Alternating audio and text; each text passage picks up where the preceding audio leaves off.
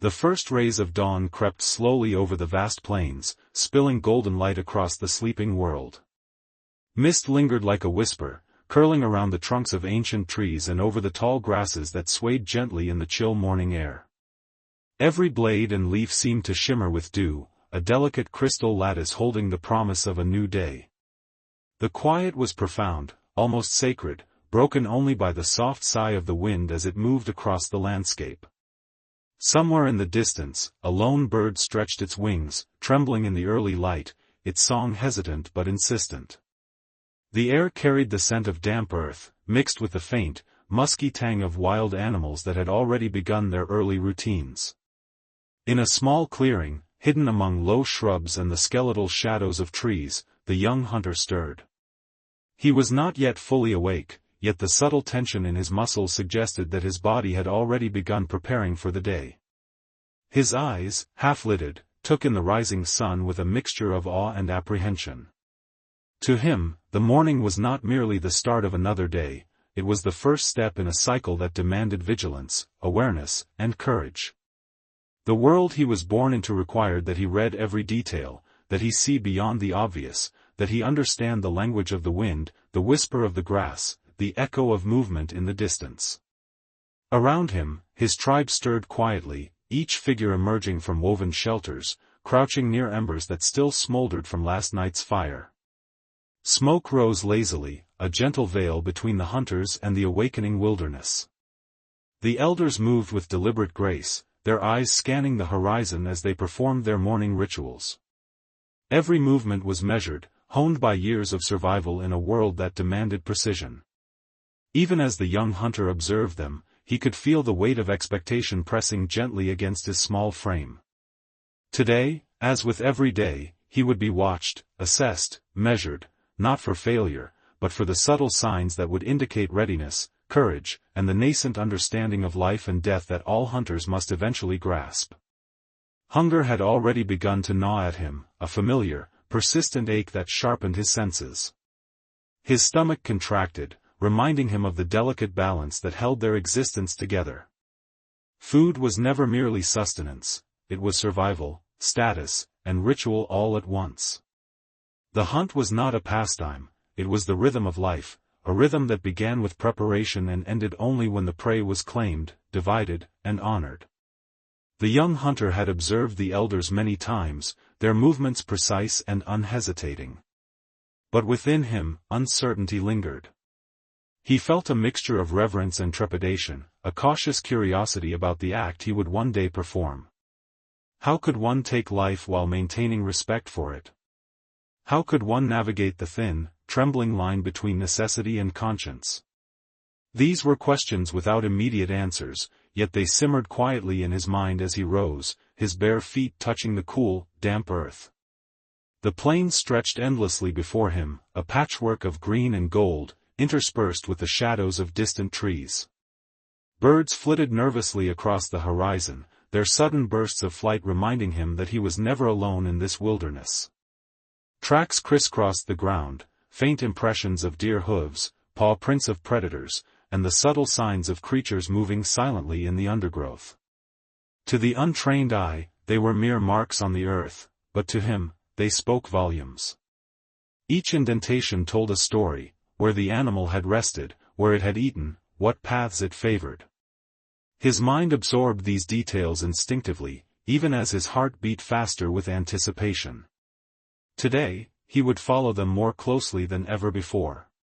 Today, he would encounter the pulse of life and the shadow of death, and in doing so, take his first conscious steps toward understanding what it truly meant to be a hunter.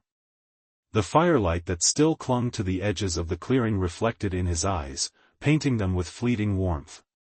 The elders' low murmurs mingled with the distant calls of animals awakening in the wild, creating a symphony of sound that seemed almost sacred. Every rustle of grass, every snapping twig, every cry of a distant bird felt amplified, as though the world itself were speaking directly to him, urging him to listen, to learn, to respect. He breathed deeply, filling his lungs with the earthy aroma of the plains, savoring the quiet tension that marked the border between night and day, between safety and danger, between innocence and the inevitable responsibilities of survival. As the sun climbed higher, casting longer, sharper shadows, the young hunter's gaze shifted to the horizon where a herd of deer grazed cautiously. Their heads lifted now and then, ears twitching, nostrils flaring, every movement a careful negotiation with the risks of exposure. The boy watched, mesmerized, feeling the connection between predator and prey, between life taken and life spared. It was a delicate dance, ancient and eternal, one that had repeated itself countless times long before he was born, and would continue long after his own existence faded into memory. In this moment, the young hunter was both participant and observer, his soul absorbing the lessons that the plains were willing to offer. He felt the weight of history pressing gently upon him, the countless footsteps of those who had walked this same ground before him, the silent stories of survival etched into the earth and carried by the wind. The day ahead promised challenge, danger, and revelation. But for now, he simply stood, embraced by the first warmth of the sun, listening to the quiet, eternal rhythm of the world around him, learning that to be a hunter was not only to track and kill, but also to see, to feel, and to understand. The morning held its breath, and the young hunter did too. Hunger was the first teacher the young hunter would ever truly know. It was a relentless companion, a quiet presence that never slept, whispering in his stomach with each passing hour. The pangs came gradually at first, subtle as the low hum of wind over the plains, and then with the force of a drumbeat, demanding attention. In a world where survival was not guaranteed, where the next meal could mean life or death, hunger was more than a physical sensation, it was a test of perception, patience, and instinct.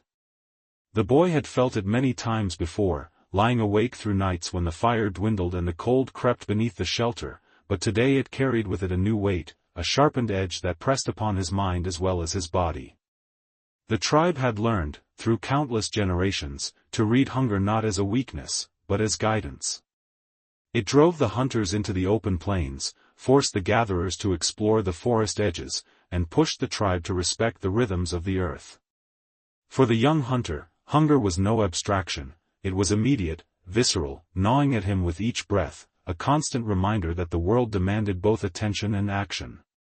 He could feel it tugging at his senses, making his ears more acute to the whispers of the wind, his eyes more sensitive to movement in the grass, his mind alert to every detail the wilderness offered. It was a teacher with no patience for hesitation, no mercy for delay, and no concern for innocence. Yet hunger was not merely a force of survival, it was also an emotional crucible. The boy's stomach twisted, yes, but so did his heart. He had seen elders driven to desperation, their hands shaking as they struggled to catch their prey. He had watched mothers glance anxiously at their children, calculating each mouthful, rationing each morsel with meticulous care. Hunger revealed character, it exposed fear, courage, compassion, and sometimes cruelty. It created a tension that hummed invisibly through the tribe, linking every individual through the shared need for sustenance. In that tension, the young hunter began to perceive the unspoken rules of their world, that survival demanded decisiveness, that weakness could endanger not only oneself but the entire community, and that empathy was a luxury that came at the risk of exposure. The morning hunt approached, and with it, the weight of choice. The young hunter's stomach ached, but it was not just emptiness that made his pulse quicken. Hunger sharpened curiosity. It made him notice details others might overlook, the subtle impressions left in the mud by a deer's hooves, the direction of the wind that carried the faint scent of distant predators, the way sunlight glimmered off a stream, hinting at the presence of fish. In these small signs lay opportunity, and opportunity meant life. Hunger was a lens through which he began to see the world more clearly, its patterns, its dangers, and its delicate balance of predator and prey. Yet for all its necessity, hunger carried lessons of restraint. The boy had learned that rushing recklessly to fill the belly could bring swift retribution from the wild. A misstep, a poorly aimed spear, or a thoughtless chase could lead to injury or death. Hunger demanded patience, the ability to wait and observe, to track silently and move cautiously. He felt the tightrope of survival beneath his feet, each step a negotiation between desire and discipline. Hunger was, paradoxically, both a driving force and a teacher of patience, reminding him that not every need had to be answered immediately, and that some victories came to those who waited. Emotionally, the boy wrestled with another lesson hunger brought, the tension between individual need and communal responsibility. Every mouthful claimed by one hunter was one less for the children, the elders, or the sick. Hunger illuminated the delicate social contract of the tribe, revealing that survival was not purely a personal endeavor. He could feel the eyes of the community upon him even in silence, gauging his ability to balance instinct, desire, and the subtle duty owed to those around him. Hunger was not merely a teacher of the body, it was a teacher of conscience, shaping the moral landscape upon which he would make future decisions. The forest and plains beyond the camp were alive with signs of life. The boy could sense where animals had grazed, where water might be found, and where predators might lie in wait. Hunger made every sound sharper, every movement more pronounced, every scent more meaningful. The ache in his stomach had transformed into a tool, a guide that honed his senses in ways comfort never could. Each step he took toward the morning hunt was informed by the lessons of the emptiness he carried inside him, and with each lesson, he inched closer to understanding the subtle dance between life and death. In the quiet moments before the hunt began, he reflected on the many times hunger had shaped his choices. It had driven him to take risks, to notice patterns, to listen and observe in ways that others might overlook. It had also taught humility, reminding him that no matter how clever, strong, or fast he might become, he was never the master of the wilderness, only a participant, guided by forces far larger than himself. Hunger was a mirror, reflecting both his potential and his limitations, and teaching him that survival was not merely about taking, but about learning, understanding, and respecting the world around him. As the tribe gathered their weapons, sharpened and ready, the young hunter's mind and body were fully alert. Hunger had awakened a deep awareness, a sense that every decision mattered. The ache within him was no longer simply discomfort, it was a teacher speaking in the only language it knew, urging him to watch, to wait, to act with precision and care. In the interplay between emptiness and necessity, between instinct and observation, he felt the pulse of life itself, and understood that to survive was to listen as much as to strike, to consider as much as to act. The morning stretched ahead, full of promise, risk, and revelation. Hunger, ever present, guided him forward, shaping his senses, sharpening his instincts, and preparing him for the choices he would face. In the quiet, immersive moments before the hunt, the boy realized that survival demanded more than strength or skill, it demanded understanding. Hunger had taught him that the wild was a classroom, the earth a mentor, and that every ache in the body could also awaken insight in the soul. Hunting was more than a skill, it was a law written in the very fabric of existence. From the moment a child could walk and observe, the rhythms of predator and prey dictated the pulse of life. The young hunter had long observed the rituals and strategies that governed the hunt, yet now, standing on the cusp of participating fully, he began to grasp the depth of their meaning. Hunting was not simply the act of taking life to stave off hunger, it was a complex dance, steeped in tradition, necessity, and an unspoken reverence for the creatures that sustained them. Each movement, each decision, was a thread woven into a tapestry that held the tribe together, connecting the living, the hunted, and the land in a fragile, intricate balance. The elders, with their weathered hands and eyes sharp as the edge of a flint blade, were the keepers of this law. They taught that every hunt was a test of knowledge, patience, and respect. The young hunter watched them track animals with meticulous attention, reading broken branches, subtle depressions in the soil, and the faintest traces of fur caught on shrubs. These signs, often invisible to an untrained eye, spoke volumes to those who knew how to listen. The hunt demanded more than speed or strength, it required intuition honed through years of observation, an understanding of the animal's habits, and a sensitivity to the rhythms of the natural world. In this way, hunting became a form of communication, a conversation between species mediated by the keen minds and attentive senses of the hunters. Rituals accompanied every hunt, grounding it in a sacred framework. Before they moved, the hunters performed quiet gestures, tapping the ground, whispering words whose meaning had faded with time, or tracing shapes in the dirt. These acts were not superstitions but acknowledgments of the life they were about to take. To the tribe, taking a life without respect was an invitation to imbalance and misfortune. The young hunter observed this carefully, sensing that the rituals were less about controlling fate and more about attuning oneself to it. They taught him that the hunt was not a triumph of dominance but a disciplined negotiation with the wild, a recognition that life was fragile and that each creature played a role in the broader web of existence. Tracking the prey was itself a lesson in patience and humility. Animals, unlike humans, did not follow schedules or predictability. The boy learned to move silently, to control the rhythm of his own breath, and to interpret the subtlest of signs. He noted the way dew clung to hoofprints, the delicate crush of grass underfoot, and the subtle changes in scent carried by the wind. Every detail mattered, every observation could determine the success of the hunt or the survival of the tribe. The elders emphasized that rushing was fatal, haste led to mistakes, and mistakes could mean injury or death. Through these teachings, the young hunter began to understand that hunting demanded mindfulness, a total immersion in the present moment, and an unwavering respect for the creatures that roamed the land alongside them. Yet the law of the hunt extended beyond tactics and strategy. It also governed the morality of taking life. The boy had seen hunters kill with efficiency, but he had also witnessed hesitation, mercy, and sorrow. The elders explained that killing recklessly or without thought was dishonorable, a breach of the unwritten rules that bound hunter to prey. To hunt responsibly was to acknowledge the interconnectedness of life, to honor the animal as a participant in a shared world, and to ensure that every action maintained the delicate balance necessary for the tribe's survival. The young hunter felt a growing awareness that each choice carried weight far beyond the immediate need for food. It shaped his character, his relationships, and his understanding of what it meant to be human. Weapons were extensions of this law, carefully crafted and maintained, each telling a story of countless hunts before him.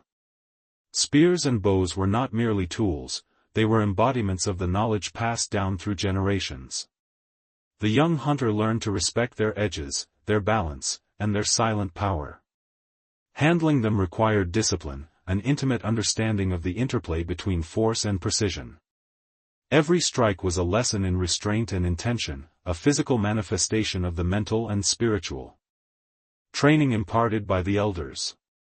Even the act of sharpening a blade became a meditation, a way to attune one's mind to the responsibilities that accompanied the capacity to end life. As the tribe moved through the forest and plains, the young hunter observed the rhythm of the hunt unfold. Silence was as important as movement, observation as important as action. He saw the elders communicating without words, through subtle gestures and glances, coordinating the group with a fluidity born of experience and trust. He noted the way the hunters anticipated the animals' reactions, adjusting their strategy in response to shifts in posture or scent.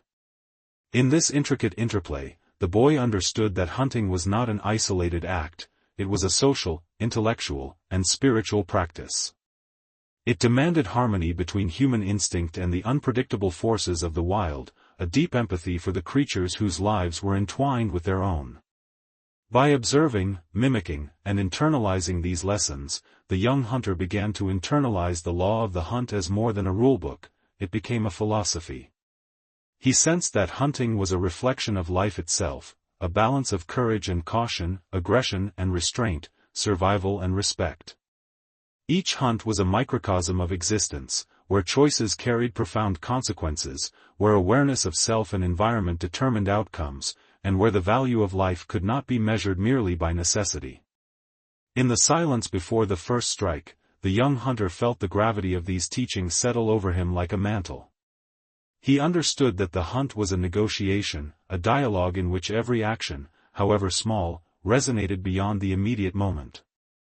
Life and death were intertwined, and the laws governing their interplay were as ancient as the earth beneath his feet. It was here, in the observation of elders, the careful reading of the land, and the quiet respect for the creatures around him, that the boy began to grasp the profound responsibility of being a hunter, a responsibility that would shape not only his survival, but the very essence of his character. Among the elders, the young hunter was both seen and unseen, a presence that carried curiosity, inexperience, and the quiet potential of what he might become. The elders had walked this land for decades, their bodies etched with the lines of survival, their eyes sharp with knowledge that only time could forge. They moved with a grace born of experience, their muscles memorizing every rhythm of the hunt, every nuance of the wind, every whisper of life in the grass and trees. To them, the young hunter was a student of the world, a vessel into which centuries of accumulated wisdom might flow, or, perhaps, falter. He felt their gaze upon him constantly, a silent weighing of worth, an unspoken question: would he become like them, a master of life and death, or would he falter under the weight of the law that governed their existence? At first, the boy was overwhelmed by the sheer intensity of their presence. Every movement of an elder seemed deliberate and precise, every glance a measurement of his own readiness. He watched how they handled weapons, how they interpreted tracks, how they communicated without sound, and how they prepared their bodies and minds for the challenges of the day. There was a rhythm to their actions, a language beyond words, and the boy understood that to survive, he would need to learn it, absorb it, and eventually become fluent. It was not enough to mimic, he had to internalize the principles behind the movements, the lessons encoded in every glance, gesture, and pause. Yet alongside admiration, there was a quiet fear. The young hunter understood that the elders were both mentors and judges. Any misstep could bring not only personal danger, but also the scrutiny or even reprimand of the community. Their world was harsh, but it was also fair, demanding skill, patience, and insight in equal measure. The boy felt the tension of this duality keenly, the desire to prove himself, to earn a place among them, and the knowledge that every choice carried consequence. Each day, he measured himself against their standards, sometimes succeeding, sometimes failing, but always learning, always observing. The elders' teaching was never direct, never blunt. Lessons came in small, precise fragments, a pause before a step, a careful examination of tracks, a whispered comment about the wind. The boy absorbed these teachings like a sponge, noticing patterns, deducing rules, and slowly building a framework in his mind. He learned to anticipate the movements of animals, to read the subtlest changes in the landscape, and to gauge the risks and rewards of every action. Observation became as important as action, reflection as critical as instinct. Through this process, the boy began to see that the elders were not merely teachers, they were living embodiments of the laws of survival, walking encyclopedias of experience, and mirrors reflecting the potential future that awaited him. But the young hunter's perspective differed in ways the elders could sense but not yet fully understand. Where they saw efficiency and survival, he felt hesitation and curiosity. Where they saw opportunity for the kill, he occasionally felt a tug of empathy, a recognition of life beyond the immediate need to feed the tribe. This difference did not escape their notice. The elders had long learned to identify subtle deviations in temperament and instinct, understanding that each hunter carried a unique relationship to the world around them. In the boy, they sensed potential, but also an unpredictability that might either become a strength or a liability. His awareness of the creatures he pursued, his lingering gaze, and his unspoken questions marked him as different, someone who might one day challenge the unspoken rules of the hunt. Despite this, the boy respected the elders deeply. He understood that their skills were forged through hardship, their judgments tempered by experience, and their guidance rooted in survival itself. They had faced starvation, injury, and loss, and had endured when others might have fallen. Their voices carried weight because they were tested, their actions commanded attention because they had learned the consequences of error firsthand. The boy's admiration was mingled with reverence, and in his quiet observation, he absorbed lessons not only of technique but of character. He learned that mastery was not only about skill, but about restraint, patience, and the humility to recognize the value of every life encountered in the hunt. The dynamic between the young hunter and the elders was subtle, a balance of mentorship, observation, and unspoken testing. They allowed him small roles in the hunts, measuring his responses to pressure, his patience under waiting, and his ability to track with precision. Each opportunity was a test, but also a gift, a chance to participate, to fail safely, and to learn the rhythms of life that had guided the tribe for generations. In these moments, the boy began to understand that survival was communal, that each hunter's decisions could affect the safety and well-being of the entire group, and that mastery required an awareness far beyond personal skill. At times, he felt the tension of inadequacy pressing upon him. The elder's silent scrutiny was both comforting and terrifying, reminding him that the path ahead would be neither easy nor forgiving. Yet in the midst of this pressure, he discovered his own resilience. He learned to move with care, to pause before acting, and to consider the consequences of each choice. Gradually, he began to see himself not merely as a follower, but as a participant in the unfolding story of his people. The elder's presence, rather than intimidating him, became a framework within which he could grow, stretch, and test the boundaries of his understanding. The boy's growing awareness of his own difference, of the quiet empathy that sometimes stirred within him, was both exhilarating and frightening. He felt that he could see the world not only as a series of tasks to be accomplished, but as a network of relationships, between hunter and prey, between tribe members, and between humans and the wilderness itself. This insight marked a subtle turning point.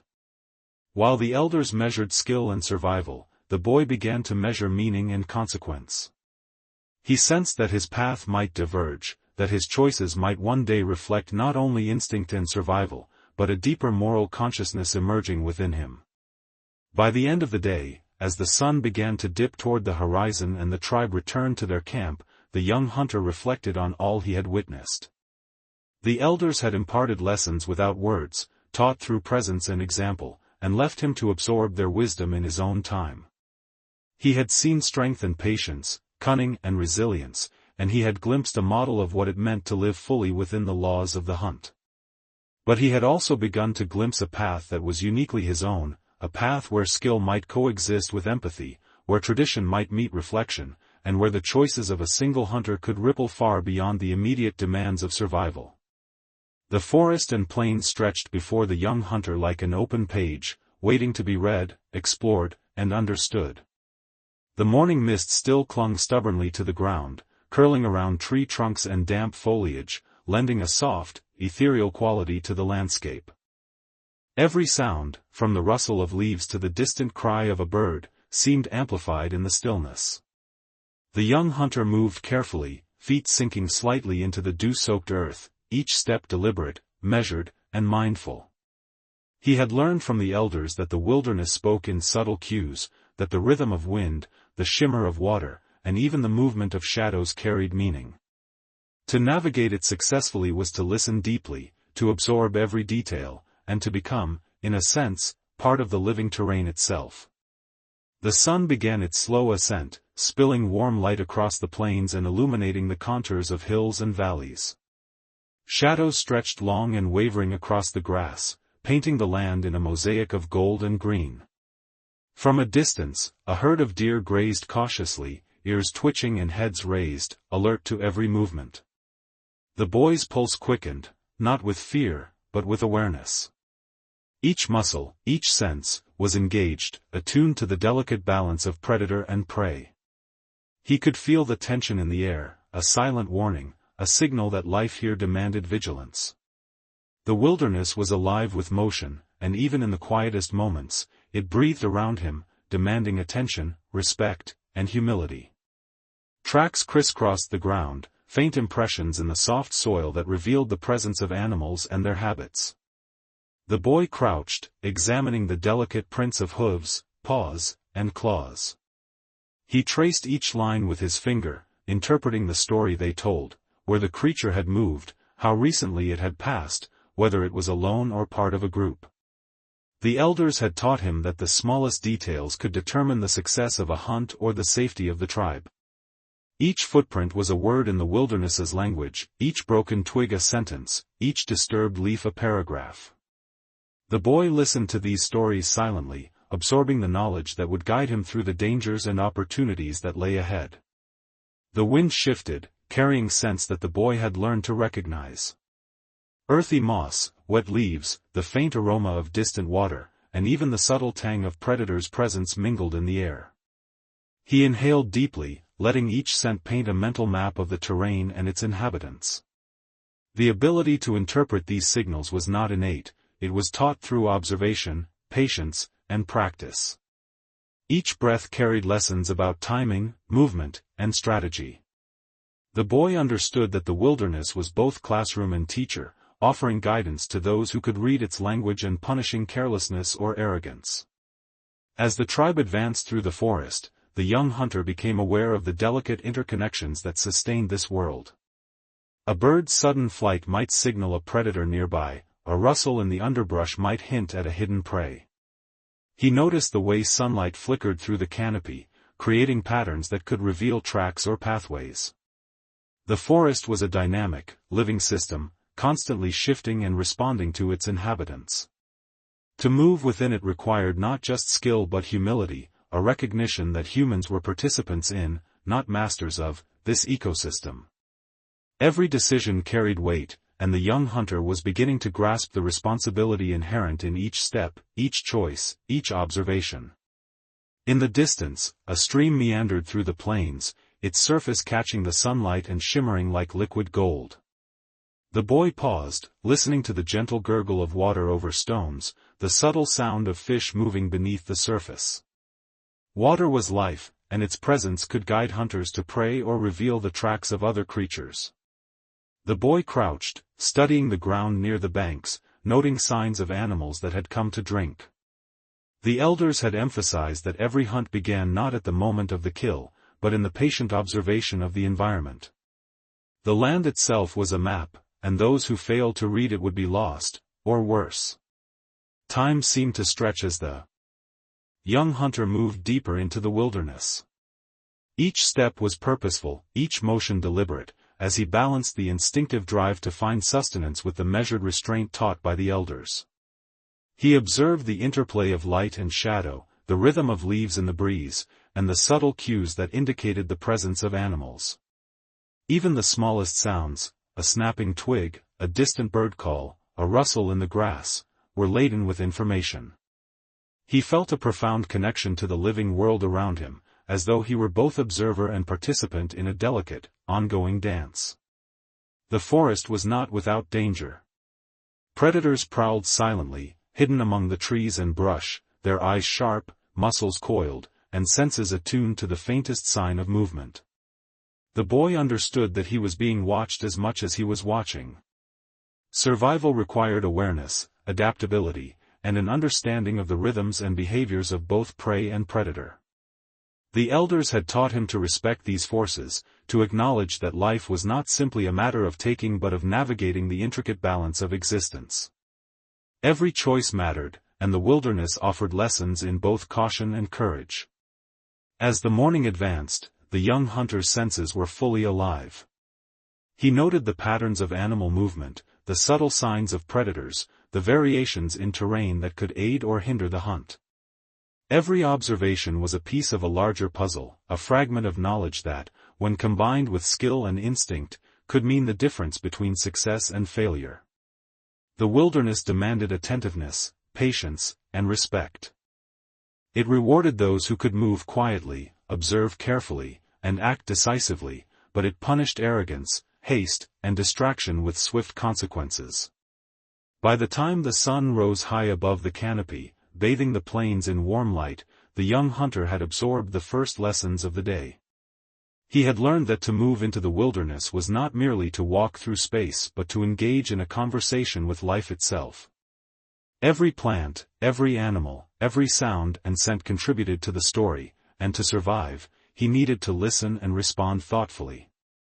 The land had begun to speak to him, and he had begun to understand its language, the subtle messages encoded in the tracks, the wind, and the shifting patterns of light and shadow. In this moment, the young hunter felt a deep connection to the world around him. The wilderness was no longer simply a backdrop for survival, it was a living, breathing entity, full of stories, lessons, and meaning.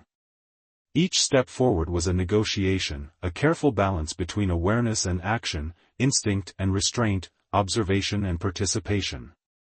He understood that the hunt, like life, required not only strength and skill but also patience, respect, and empathy.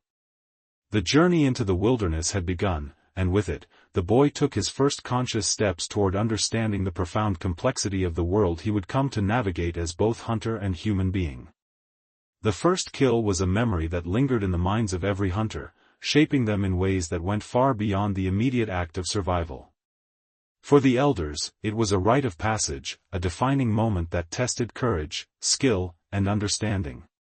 For the young hunter, it remained a story, vivid in its detail yet not yet lived. He had watched others with wide eyes, memorizing the motions, the rituals, and the subtle expressions of emotion that followed. The elders moved with a quiet precision, their eyes sharp, hands steady, hearts measured. When the moment came to strike, it was never rushed.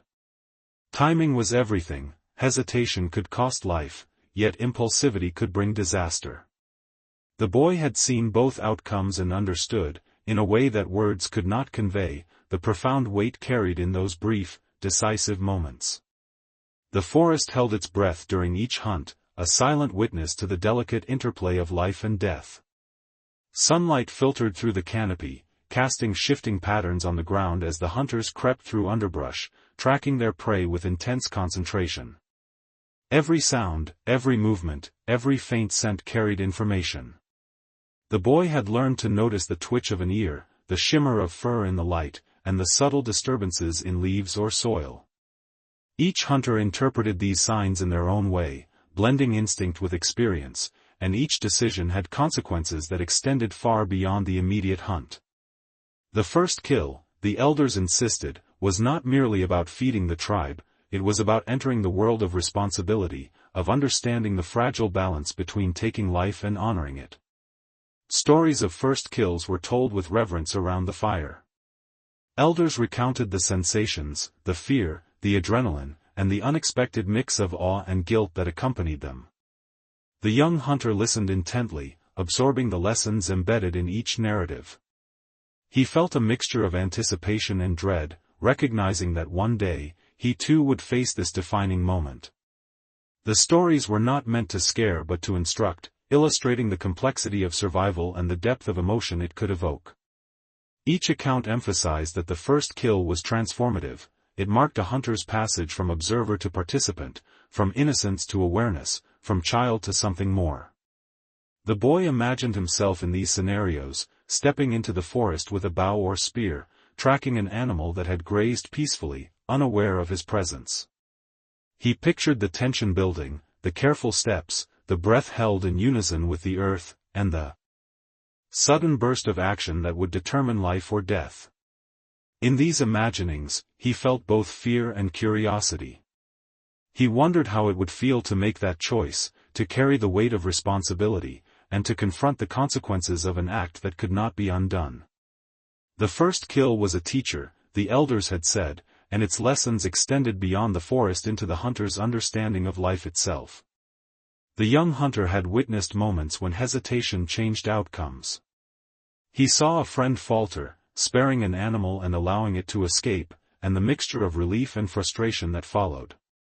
The elders observed keenly, noting not only the technical skill but the emotional response. A hunter who understood the gravity of life and death, who moved with respect and awareness, was more valuable than one who relied solely on strength or speed. The boy realized that the first kill was as much about the inner journey as the outer act. It tested judgment, patience, empathy, and courage simultaneously.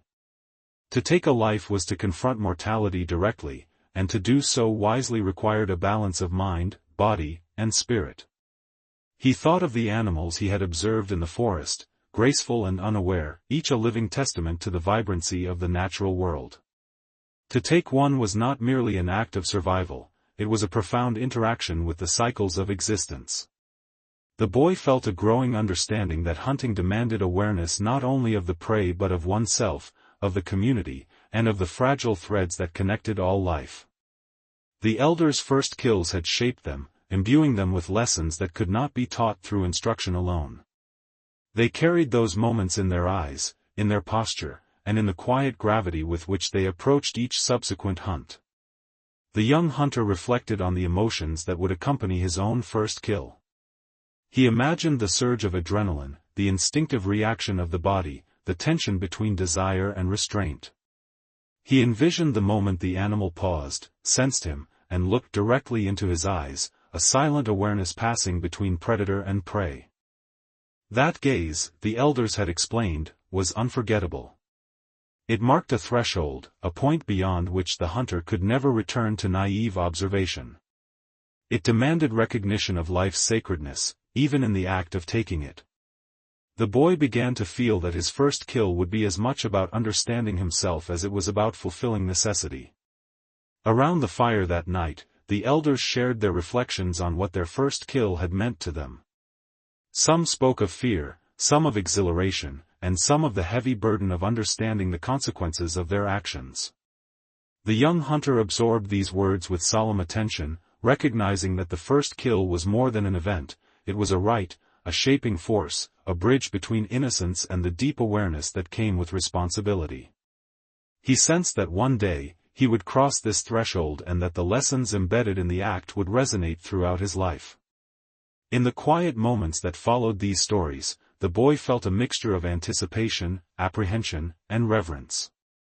The first kill was inevitable, and yet its inevitability did not diminish its significance. It was a defining encounter, one that demanded attention, respect, and mindfulness. The elders' words, their observations, and their silent wisdom had prepared him to face it, but only the act itself could impart the full depth of understanding.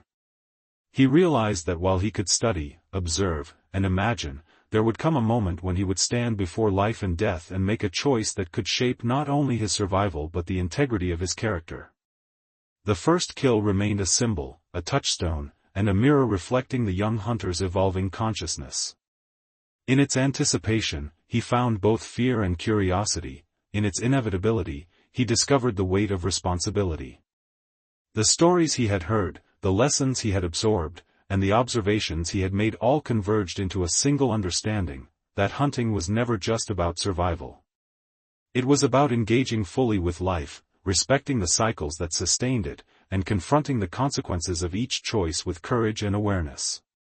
The first kill, when it came, would teach him this lesson in a way nothing else could. The moment the young hunter first looked into the eyes of an animal, he felt a tremor of recognition, as though he had glimpsed a mirror reflecting the depths of life itself. It was not simply an encounter with a creature of the forest, it was a confrontation with the fragile, luminous pulse of existence. The deer stood frozen, ears twitching, muscles taut, nostrils flaring as it sensed the presence of something unfamiliar, something that might mean threat or survival. In that instant, the boy's own heartbeat thundered in his chest, a rhythm that seemed to echo the animal's, a silent communion between hunter and hunted. The world contracted, leaving only two beings suspended in the delicate tension of awareness, each reading the other in ways words could never capture. The elders had warned him that such moments demanded both clarity and restraint. To approach carelessly was to provoke flight or disaster, to act impulsively was to betray instinct and understanding. The boy had observed countless hunts, seen how the elders paused, measured the wind, read tracks, and interpreted the smallest gestures. Yet nothing prepared him for the immediacy of this encounter. The deer's eyes were pools of light and shadow, reflecting alertness, fear, and a quiet dignity that transcended the boundaries of species. In those eyes, he saw the life force that sustained the forest, the intricate patterns of movement and survival, and the profound vulnerability inherent in all living creatures. For the young hunter, empathy arose unbidden. It was a strange and unsettling companion, a whisper that contrasted with the instincts honed by observation and teaching. He felt the weight of his own potential to end this life, a responsibility heavier than any burden he had carried before. The elders had spoken of this tension, of the necessity to balance need with respect, action with contemplation. He understood now that the hunt was not merely a contest of skill, it was a dialogue, a negotiation between forces that demanded awareness, respect, and a deep understanding of consequence. To truly see the animal was to see the interconnectedness of life, to grasp that taking life was an act that rippled through the world, touching everything in subtle and profound ways. The boy's senses heightened. He felt the warmth of the sun on his back, smelled the faint tang of the earth and water, heard the distant rustle of leaves, and sensed the vibrations in the soil beneath his feet. Every detail informed his perception, yet the deer remained the focal point of his awareness. The pulse of the creature's life resonated with a rhythm that was almost musical, a cadence that echoed the hidden harmonies of the forest. In that resonance, the boy sensed the immensity of what it meant to live and to participate in the cycle of survival. The elders had emphasized that true hunters did not merely act, they observed, reflected, and understood. He was learning that observation was itself a form of communication, a conversation carried out in stillness, breath, and intention. The boy thought of the first kill stories the elders had told him.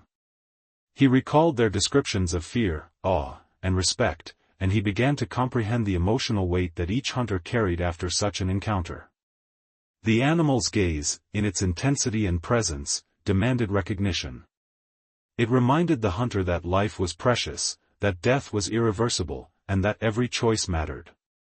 In this understanding, the young hunter discovered a strange mixture of exhilaration and reverence.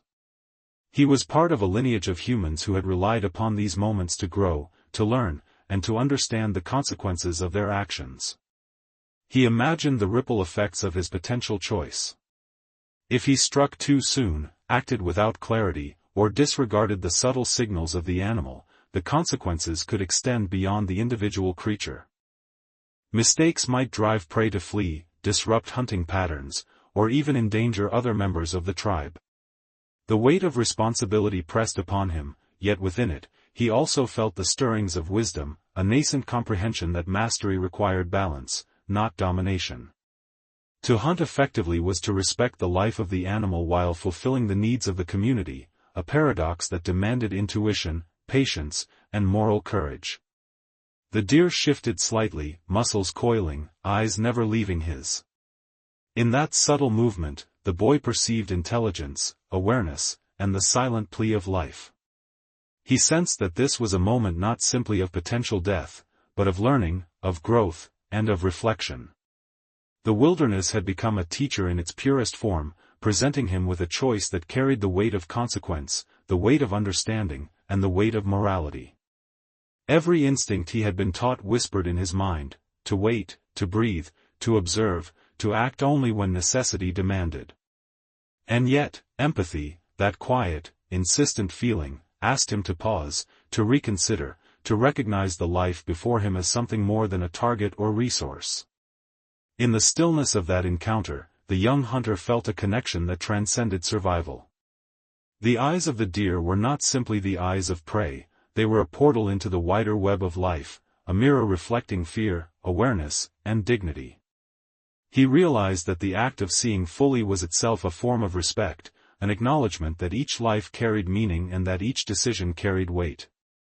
In that understanding, he began to sense the philosophical dimensions of hunting, the way it intertwined with empathy, ethics, and consciousness. It was a realization that skill alone could not convey, and that instinct alone could not guide. Time seemed suspended, each second stretching into eternity. The young hunter breathed slowly, matching the rhythm of his heart to the subtle shifts of the deer. He noted the sunlight glinting off its fur, the faint quiver of its muscles, and the delicate way it balanced caution with calm.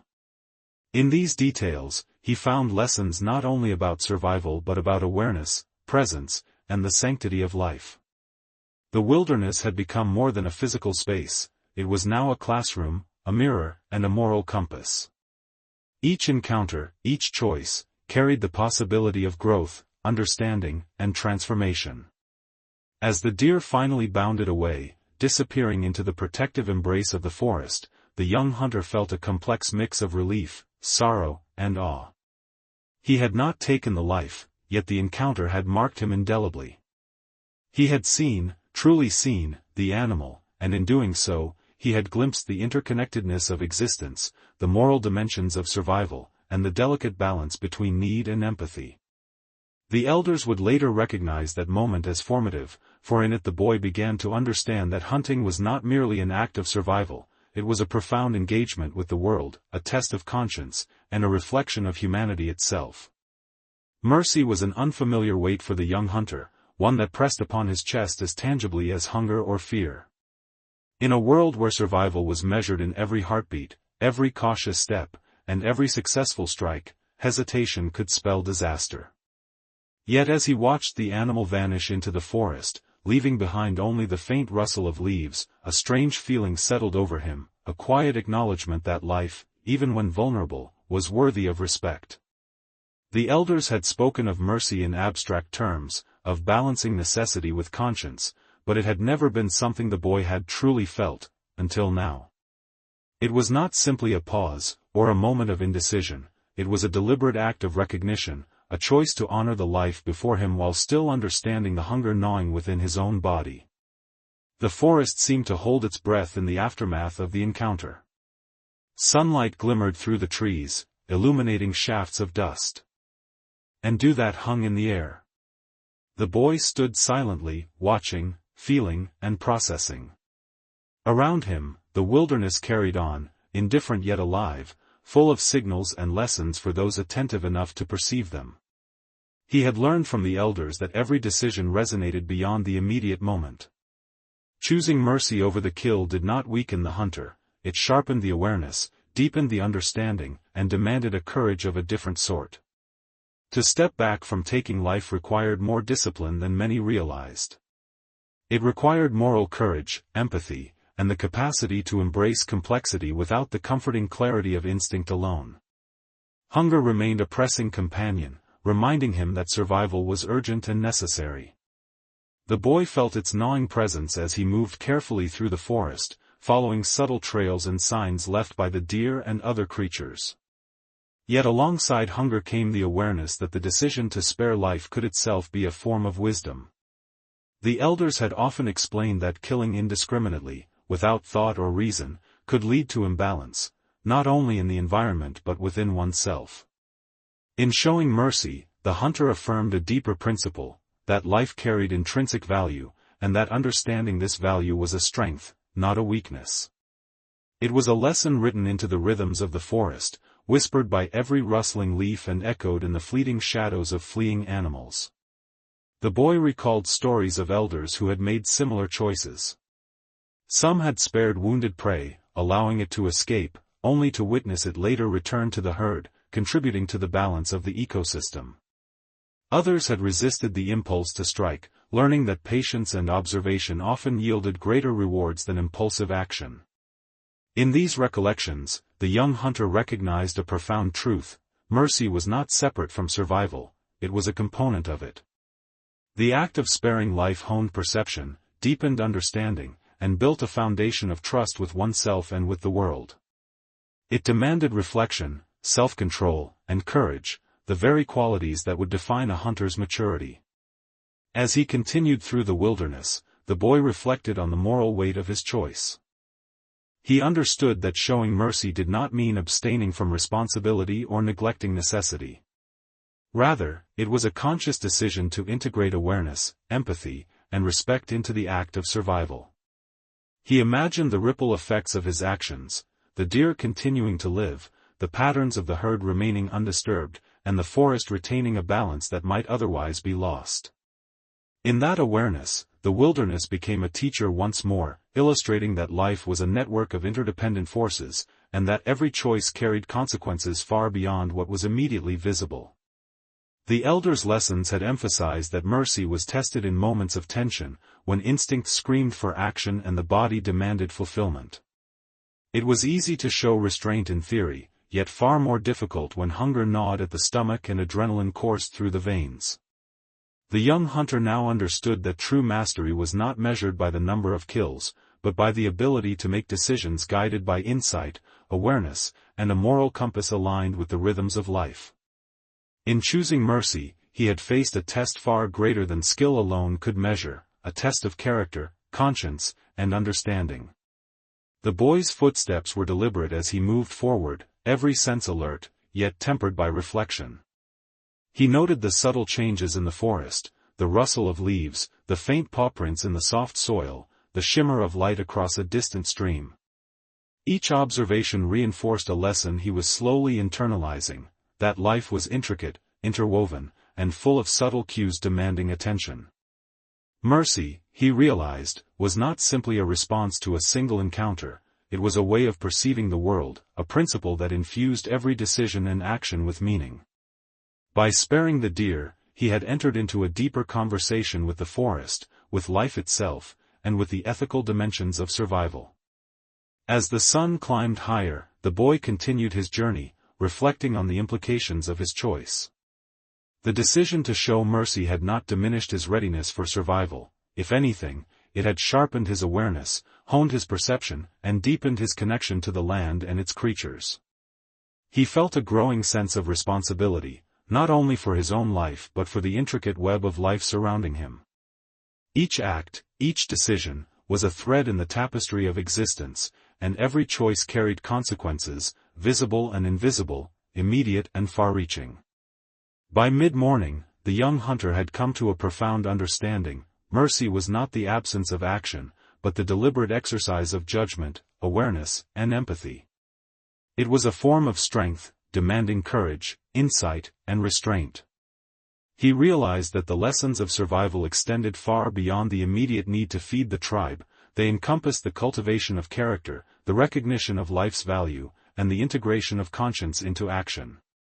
This understanding would shape not only his skills as a hunter but his entire perception of the world, guiding him in moments of both opportunity and challenge. In the quiet aftermath of the encounter, the boy felt a subtle transformation. The forest seemed alive with acknowledgement, the light more vivid, the scents more distinct, and the sounds more resonant. The choice to spare life had not removed the weight of responsibility, it had enhanced it, teaching him that survival was not merely a physical act but a moral and philosophical engagement with the world. As he continued on his path, the young hunter carried with him the knowledge that mercy was not weakness, it was insight, courage, and the recognition that life, in all its forms, deserved acknowledgement and respect. The young hunter returned to the tribe with a quiet sense of accomplishment, yet he felt a subtle tension coiling in the air around him. The elders had observed his actions closely, noting both the restraint he had shown and the depth of awareness that accompanied it. The tribe, in turn, began to sense a shift in him, a change in demeanor, in focus, and in the way he carried himself. He moved with a quiet confidence that was different from mere bravado or skill. It was grounded in reflection, awareness, and a burgeoning understanding of the world beyond immediate survival. Even those who had watched him grow from a boy now whispered among themselves, recognizing the first signs of a transformation that could ripple through the community. Children glanced curiously, sensing something unusual in his presence, a gravity that had not existed before. The young hunter felt their eyes, their unspoken questions, and a subtle sense of responsibility pressed upon him. He realized that his actions were no longer private, they were observed, interpreted, and weighed by every member of the tribe. The elders' silent scrutiny lingered, their eyes a constant reminder that his choices mattered not only for himself but for the people around him. Each gesture, each decision, became a thread in the broader tapestry of the tribe's life, weaving his personal growth into the communal consciousness. As the tribe gathered near the central fire, the young hunter noticed the shifting glances of those around him. The elders were deliberate in their silence, allowing the moment to unfold without commentary, letting the boy's actions speak for themselves. Other hunters approached, exchanging subtle nods, small acknowledgments that carried the weight of recognition. In these unspoken exchanges, the boy sensed the delicate balance of respect and expectation, trust and judgment. The tribe was observing not just his skill, but the evolution of his character, the emergence of qualities that could shape the future of their survival and the cohesion of their community. The elders eventually spoke, their voices measured and thoughtful, recounting the young hunter's actions in ways that highlighted both his skill and the moral courage he had demonstrated. He observed, one elder said, he understood the life before him, and he acted with restraint. Their words were simple, yet they carried profound weight. Among the tribe, Stories were often the vessels through which wisdom was transmitted, and this moment would become a lesson for all, that the exercise of conscience, reflection, and mercy was as vital as physical prowess or technical skill. The boy listened quietly, absorbing their words, feeling a subtle warmth of approval mixed with the gravity of responsibility. Other hunters approached with questions, curiosity, and cautious respect. They asked how he had interpreted the signs, what guided his decisions, and how he had balanced the immediate need for food with the exercise of restraint. The young hunter spoke carefully, describing the sensations, the awareness, and the empathy that had informed his choice. He explained how the encounter had forced him to confront not only the animal's vulnerability but his own understanding of responsibility and consequence. His words were deliberate, precise, and reflective, demonstrating a depth of insight that resonated with those listening. The tribe began to recognize that the boy's actions had shifted something fundamental. Where once hunting had been purely about survival, it now carried an additional dimension: ethical reflection, empathy, and the integration of moral awareness into action.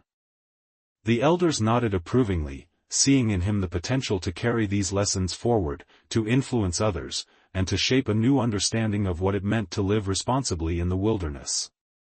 Younger members of the tribe looked up to him with curiosity and admiration, sensing the emergence of a model to emulate, a hunter whose skill was matched by conscience, awareness, and courage. Among the conversations, there were moments of skepticism and caution. Some questioned whether the young hunter's restraint could be practical in the harsh realities of life, whether mercy might sometimes conflict with survival. These questions, however, were met with thoughtful explanations, examples from past hunts, and subtle affirmations from the elders. The boy's actions had sparked discussion, reflection, and a subtle recalibration of the tribe's collective understanding. He had demonstrated that survival and conscience were not mutually exclusive, they could coexist, creating a deeper, more nuanced approach to life in the wilderness. As the day progressed, the young hunter noticed a quiet transformation in the tribe's dynamics. Conversations carried a new layer of awareness, interactions were more reflective, and younger members approached the elders with questions that echoed the lessons he had embodied. The boy realized that his actions had initiated a ripple effect, not through force or assertion, but through example, observation, and the quiet courage of doing what he felt was right. The forest outside continued its rhythms, and the tribe's life moved in harmony with its cycles, but a subtle shift had occurred, an integration of empathy, reflection, and moral awareness into the very fabric of the community. The young hunter felt a growing sense of responsibility. His choices now carried implications beyond his personal survival, extending into the collective consciousness of the tribe. Each encounter, each decision, became a teaching moment, a point of reflection for those around him. He understood that leadership was not conferred through age alone, but through the demonstration of wisdom, awareness, and courage in moments of tension. The tribe's acknowledgement of his change was not simply praise, it was an invitation to embody, model, and propagate the principles of thoughtful survival. By nightfall, the fire burned steadily in the center of the camp, and the tribe settled into the quiet rhythms of communal life. The young hunter sat near the elders, listening to their stories, observing their expressions, and reflecting on the events of the day.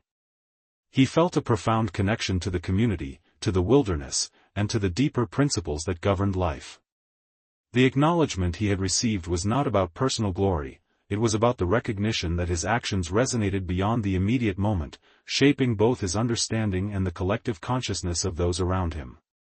In these quiet moments, the boy recognized that the journey was only beginning. The tribe had noticed his change, acknowledged his insight, and begun to integrate the lessons of mercy, empathy, and reflection into their collective understanding. Yet he also understood that true growth required continual observation, learning, and engagement with the world. Each day would present new challenges, new moral tests, and opportunities to deepen his understanding of life, survival, and conscience. The acknowledgement of the tribe was both a reward and a responsibility, a call to continue the delicate balance between skill, awareness, and ethical reflection. By the time the embers glowed softly, the young hunter felt a quiet sense of fulfillment. His actions had been observed, his insight recognized, and his presence respected. Yet he also felt the gravity of the journey ahead, the understanding that every future encounter, every decision in the wilderness, would demand the same awareness, courage, and empathy he had displayed. The tribe's notice was not the end of his growth, it was a marker, a moment of reflection, and a gentle affirmation that his path as a hunter, and as a human being, was unfolding with purpose, depth, and responsibility.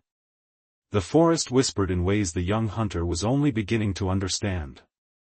Every rustle of leaves, every snap of a twig, every distant call of a bird carried meaning, a subtle message woven into the rhythms of life that surrounded him. At first, these whispers were almost imperceptible, blending with the ambient hum of the wilderness.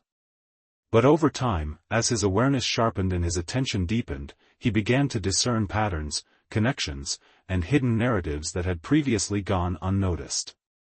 The forest, he realized, was alive not only with creatures and plants but with a consciousness of sorts, a network of signals, responses, and interactions that demanded both observation and respect. The morning mist clung to the undergrowth, softening the outlines of trees and rocks, and lending an almost mystical quality to the landscape. Sunlight filtered through the canopy in golden shafts, illuminating patches of moss, dew, and the occasional feather left behind by a passing bird. The young hunter moved cautiously, feet sinking slightly into the damp earth, each step a deliberate negotiation with the living environment beneath him. He felt the subtle vibrations of the soil, the faint scent of animals that had passed through the night, and the way the wind carried information across distance and time. In these delicate cues, he sensed lessons about patience, observation, and the importance of attuning oneself to the world in its smallest details. Each moment in the forest became a conversation. A rustle might indicate the presence of a small mammal, a sudden stillness could signal a predator lying in wait. The young hunter learned to interpret these signals, balancing caution with curiosity. He understood that the forest communicated not only warnings but opportunities, teaching him to move with precision, timing, and awareness. Every animal, from the smallest rodent to the largest herbivore, participated in this dialogue. The boy realized that hunting was as much about listening and observing as it was about skill and action. The forest was both mentor and mirror, reflecting his attentiveness, restraint, and growing empathy. The elders had emphasized that the wilderness carried lessons that extended beyond immediate survival. They spoke of understanding patterns of life, recognizing interdependence, and respecting forces larger than oneself. The young hunter began to grasp these ideas intuitively as he navigated the undergrowth, noticing how streams influenced animal movements, how weather shaped behavior, and how even the smallest change in light or sound could alter the dynamics of the forest. He felt a deepening sense of connection, an awareness that he was part of a network that stretched far beyond the visible horizon. The whispers of the forest were not merely environmental cues, they were a philosophy, a code, a guide to living in harmony with the world. As he moved deeper, the boy noticed the subtle play of shadow and light across the terrain.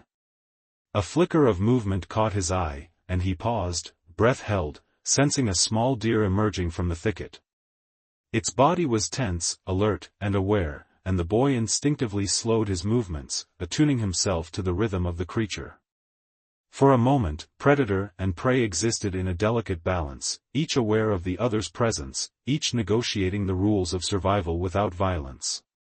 The young hunter felt a surge of understanding, mercy, observation, and patience were not just ethical choices, they were tools that allowed life to continue, to flourish, and to reveal its deeper truths. The wind shifted, carrying the faint scent of distant water and the subtle aroma of damp earth and foliage. The boy inhaled slowly, allowing the forest's signals to inform his movements. He observed broken twigs, disturbed soil, and subtle tracks that hinted at the paths of unseen creatures. Each detail was a word, each sequence a sentence, and the boy began to read the forest as a text, interpreting its language with care and respect.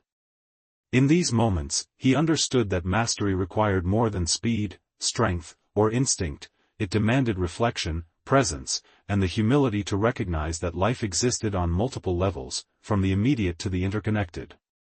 The whispers of the forest were not silent, they resonated through the boy's awareness, teaching him lessons in empathy, timing, and discernment. He noticed how animals interacted with one another, how they used the terrain, and how they responded to human presence. In these observations, he found echoes of his own experiences and choices. Every decision to act or wait, to pursue or observe, carried layers of consequence that reached far beyond a single moment. The forest, in its quiet insistence, was guiding him toward a broader understanding of life, survival, and morality. As the day progressed, the young hunter's movements became more fluid, more attuned to the environment. He could sense the presence of creatures before he saw them, anticipate their actions, and navigate the terrain with subtlety and precision. The whispers of the forest were no longer background noise, they had become an active dialogue, a continuous stream of information and insight. Night descended on the forest with a quiet intensity, draping the world in shadows and silencing the daytime chorus of life. The young hunter sat near the edge of the campfire, its warm glow flickering across his face, casting dancing shadows that seemed to echo the thoughts swirling in his mind. The forest beyond the lighted circle was a vast, living expanse, full of unseen creatures, rustling foliage, and distant calls that carried both promise and danger. In the darkness, decisions felt heavier, more immediate, and more intimate. It was at night that the young hunter confronted the true weight of his choices, when reflection merged with instinct, and when the echoes of the day's lessons became urgent guides for survival. The fire crackled, sending sparks into the cool night air, and the boy's thoughts drifted to the moments he had spent in the forest earlier. He replayed the encounter with the deer, the tension, the empathy, and the decision to show mercy. That choice had been a quiet act of courage, one that he had hoped the elders would understand. Yet now, in the stillness of the night, he recognized that survival was a continuous negotiation between need and conscience, between instinct and reflection. The forest had taught him that every decision carried consequences, and that night was the time to reckon with them, to prepare mentally and spiritually for the days ahead. The elders' voices echoed in his memory, recounting lessons about strategy, patience, and awareness. The night is as much a teacher as the day, one elder had said. It reveals who you truly are, and tests your understanding of life, survival, and morality. The boy felt the truth of this statement resonate within him.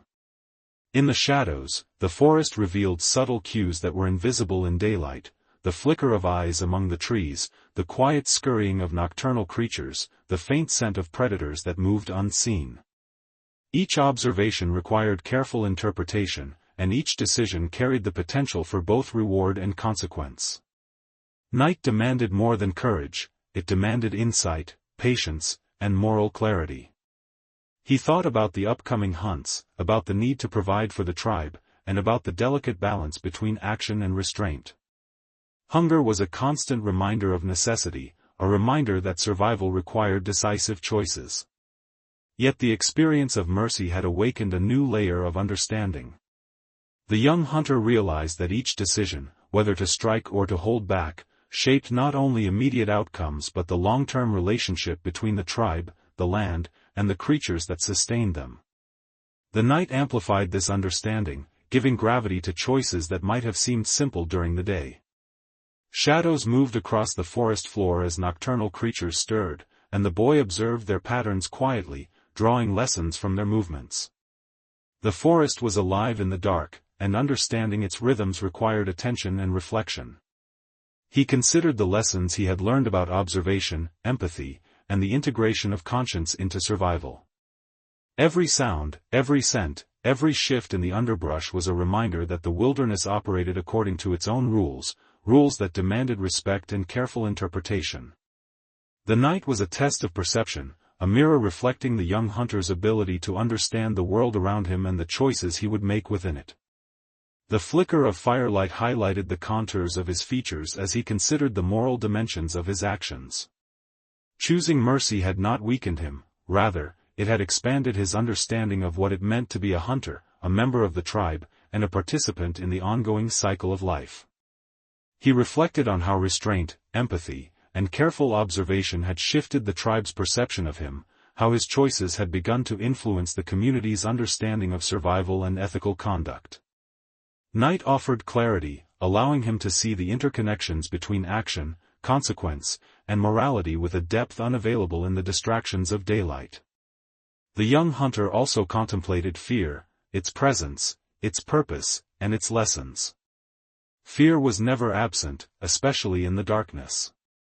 It sharpened senses, honed instinct, and demanded vigilance. Yet unchecked fear could lead to rash decisions, mistakes, and unnecessary harm.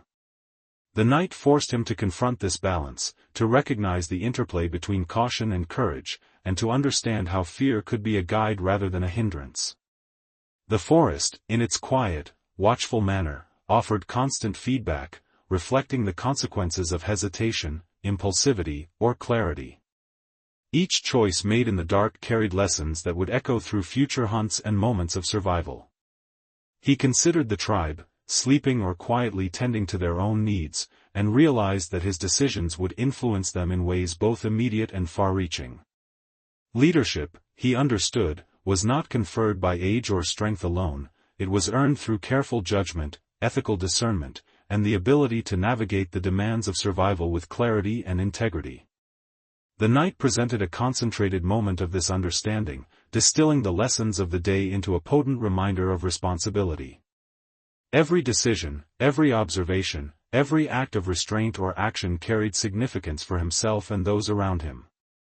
The young hunter's mind wandered to the future, imagining the hunts that awaited him, the choices he would face, and the ways in which the forest would continue to test his skills, awareness, and ethical judgment.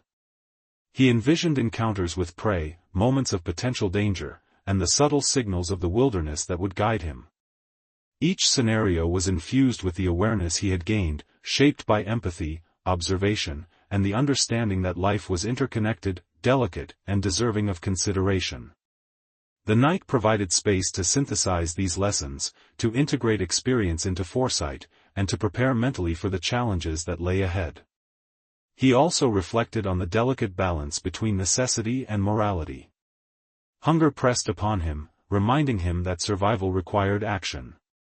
Yet the lessons of mercy and empathy tempered this urgency, teaching him that each act of taking life carried consequences beyond immediate sustenance.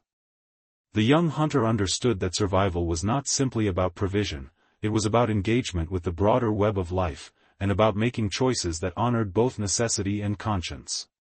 The darkness illuminated this understanding, sharpening his awareness and deepening his sense of responsibility. As the night deepened, the boy finally allowed himself to relax slightly, though his senses remained alert. He felt the weight of the day's experiences settle into a kind of calm understanding. The forest whispered around him, teaching patience, presence, and reflection. He realized that each night would continue to test him, not only in his ability to survive, but in his capacity to act ethically, observe wisely, and engage meaningfully with the world.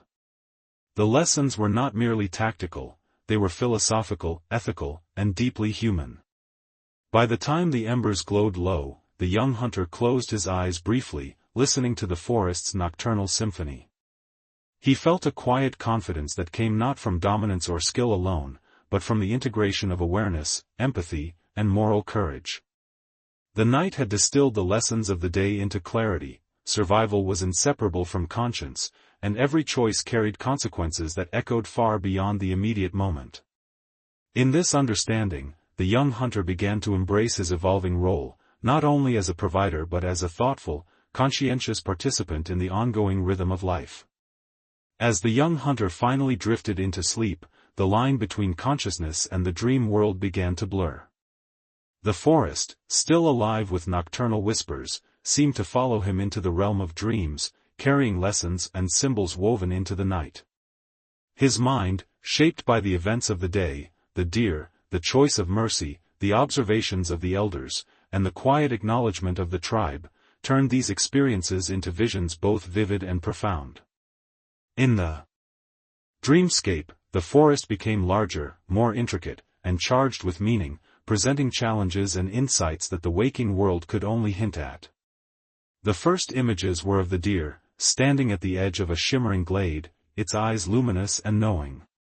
It looked directly at him, and he felt, in the depths of his mind, a connection that transcended words. The animal seemed to embody both the fragility and the resilience of life, reflecting back the lessons of the day in an intensified, almost mystical form. The boy's dream self reached out, but the deer remained just beyond his grasp, reminding him that understanding and respect did not always require possession or control. The moment was filled with quiet reverence, a recognition that life held sacred dimensions even within the mundane reality of survival. The landscape shifted, morphing into dense forests, rushing rivers, and mist-covered mountains. In this dream world, the young hunter's senses were heightened, allowing him to perceive subtle movements and signals that had previously gone unnoticed. Shadows danced with intention, rustling leaves seemed to speak, and the wind carried messages that only deep awareness could interpret. Each element of the dream conveyed lessons in vigilance, empathy, and connection. The boy realized that the forest, both real and imagined, was a teacher in every dimension, offering guidance through observation, reflection, and interpretation. Visions of the tribe appeared next, gathered around fires, their faces illuminated by flickering light. They looked to him with curiosity, expectation, and quiet trust. The young hunter felt the weight of responsibility pressing upon him even in sleep, recognizing that his actions were no longer private, that his choices had meaning far beyond himself. He saw glimpses of future hunts, of decisions that would test both his skill and his conscience, and of moments in which the lessons of mercy, empathy, and awareness would be required again. The dream underscored the interconnectedness of his life with the tribe, the forest, and the broader cycles of existence. In the midst of these visions, the boy encountered strange, symbolic animals, creatures that he had never seen in waking life, yet whose forms were familiar, resonating with archetypal significance. A great eagle soared above, its wings casting wide shadows over valleys and rivers. A wolf prowled silently, observing, calculating, and moving with purpose. Each animal seemed to carry a message, of freedom, intuition, vigilance, and the necessity of balance. The young hunter felt that these creatures were guides, omens, and mirrors of his inner self, offering insight into the qualities he would need to cultivate in order to survive, thrive, and act with conscience in the world beyond the dream. The dream shifted again, placing him in the midst of a storm, lightning flashing across turbulent skies, thunder rolling like the drums of fate. Rain soaked the forest, rivers swelled, and the ground became slippery and treacherous. The boy's body struggled to maintain balance, yet his mind remained alert, analyzing, interpreting, and adapting. The elders' teachings echoed within him, that survival demanded both courage and prudence, that every action had consequences, and that the natural world could be both teacher and adversary.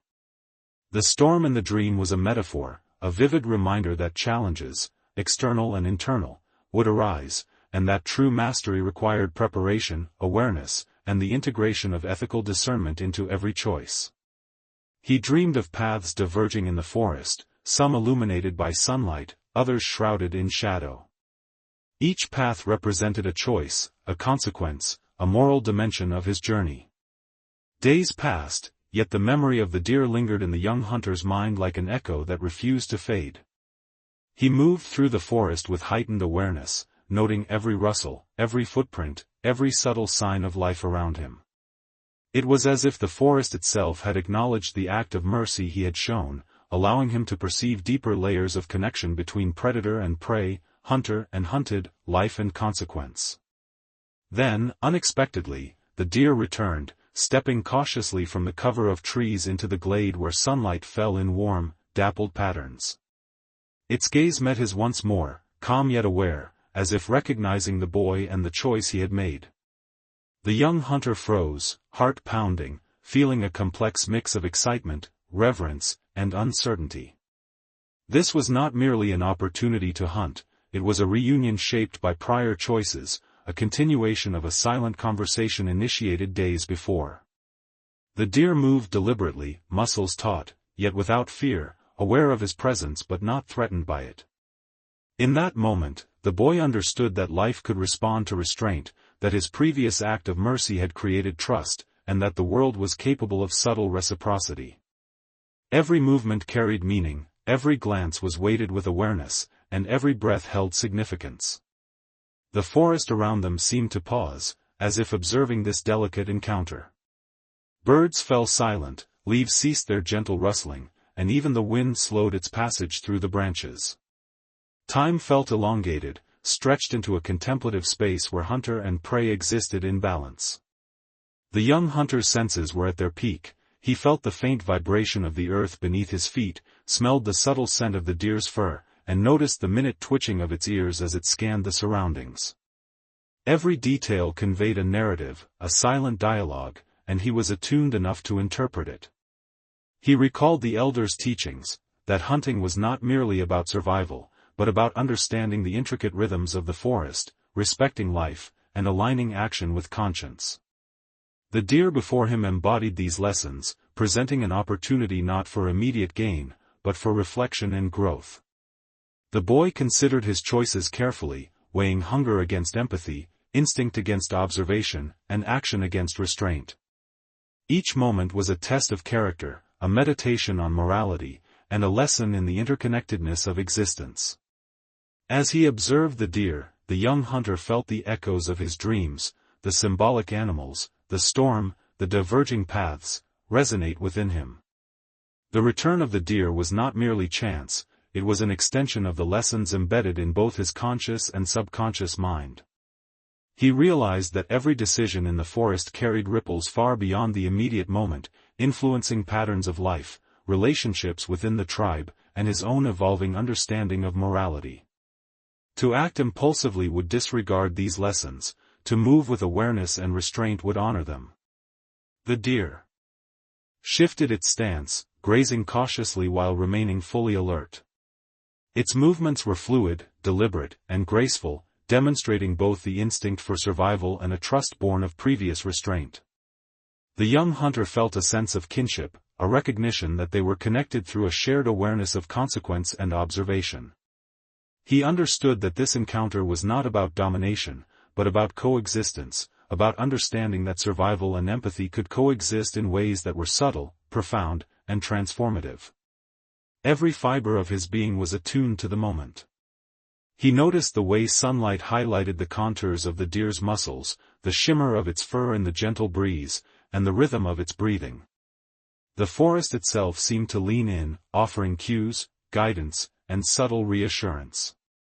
The boy recognized that he had grown since the first encounter, not only in skill as a hunter but in depth of perception, awareness of consequence, and integration of empathy into action. The return of the deer was a mirror, reflecting his progress and reinforcing the principles he had begun to embody. The young hunter's hand hovered over the spear he carried, yet he did not move to strike. Instead, he breathed slowly, matching the rhythm of his heartbeat to the subtle movements of the deer. Each decision became deliberate, each moment a meditation on life, mortality, and the ethics of survival. He understood that taking action now was not necessary. The forest had already provided lessons in patience, awareness, and moral discernment. The deer's presence was a gift, an opportunity to witness life in its fullness, to reflect upon choices made, and to engage in a form of silent dialogue that transcended words. In that extended pause, the boy contemplated the broader implications of the encounter. Mercy, he realized, was not a weakness, it was a form of strength that required courage, perception, and wisdom. The forest had rewarded restraint with trust, demonstrating that ethical action could coexist with survival. The elders called the young hunter aside the morning after the deer returned, their eyes carrying both curiosity and quiet expectation. The camp was stirring with the usual rhythms of daily life, the soft murmur of conversation, the scrape of stone tools against wood, the distant sound of children laughing, but for him, this moment carried a gravity that seemed to slow time itself. The elder's presence was a weight of wisdom, the accumulated knowledge of decades, a repository of insight and experience that demanded respect and careful attention. He approached with a mixture of anticipation, humility, and the subtle pride that comes from having lived a lesson in the wilderness. They motioned him to sit, and the forest around them seemed to fall into a hushed reverence. Birds paused their morning songs, the wind softened, and the rustle of leaves became gentle, as if the forest itself was observing the imparting of wisdom. The eldest of the group, his face etched with lines that told stories of countless seasons, began to speak, not in haste, but in a deliberate cadence that carried authority and care. "You have chosen mercy," he said, his voice deep and resonant. "You have faced the forest with awareness, and you have allowed life to continue where others might have taken it without reflection." The word settled over the young hunter like a tangible weight, echoing in his mind and heart. The elder continued, emphasizing that survival was not merely the acquisition of food, safety, or shelter, but the cultivation of understanding, empathy, and moral discernment. "The forest watches those who watch it," he explained. "Each decision you make sends ripples through the life around you. The balance of existence is delicate, and to act without consideration is to disrupt the harmony that sustains all." The young hunter listened intently, recognizing that his recent choices had been observed, measured, and evaluated, not with judgment alone, but with an intent to guide, teach, and cultivate wisdom. He felt the significance of his actions deepen, understanding that the elder's acknowledgement was both affirmation and responsibility.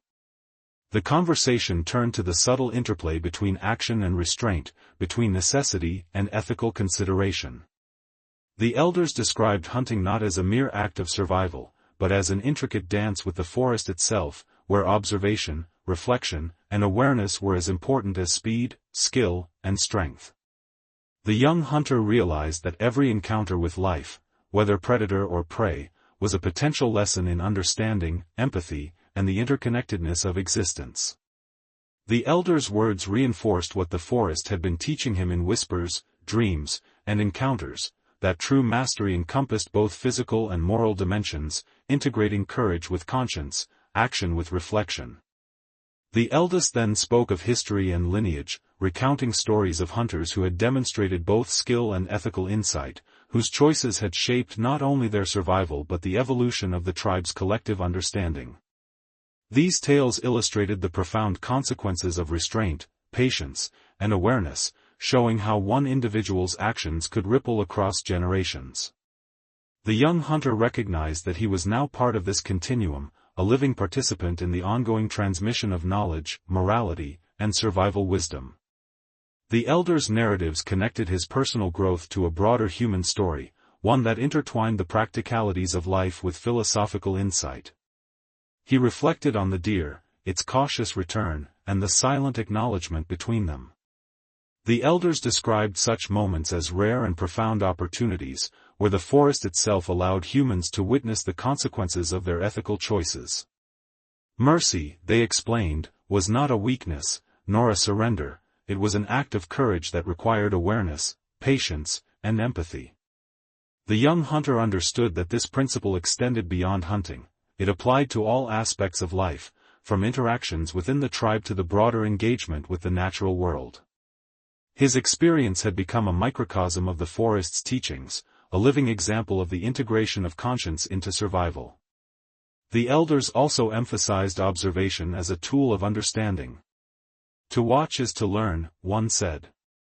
"To pause is to gain insight. The forest is full of signals, patterns, and lessons, but only those who attend with care and respect can perceive them.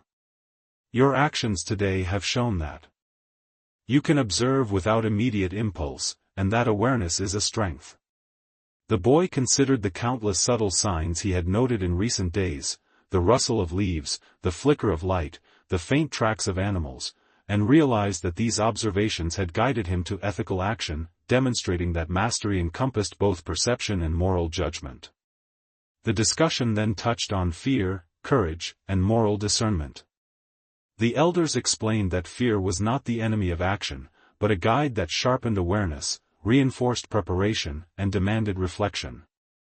Courage was not merely physical, it was ethical, intellectual, and spiritual.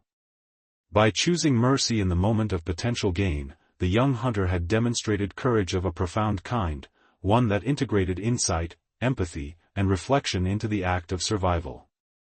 The forest, the tribe, and his own conscience had witnessed this courage, confirming that mastery was measured not solely by results, but by the process of deliberate, ethical engagement with the world. The young hunter absorbed the elder's words, feeling a deepening of understanding and a subtle shift in perspective.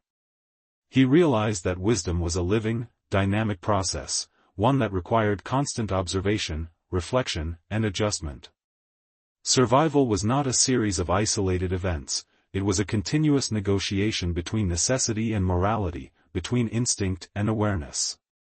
The elder's guidance illuminated this principle, connecting the practical demands of life with philosophical and ethical insight.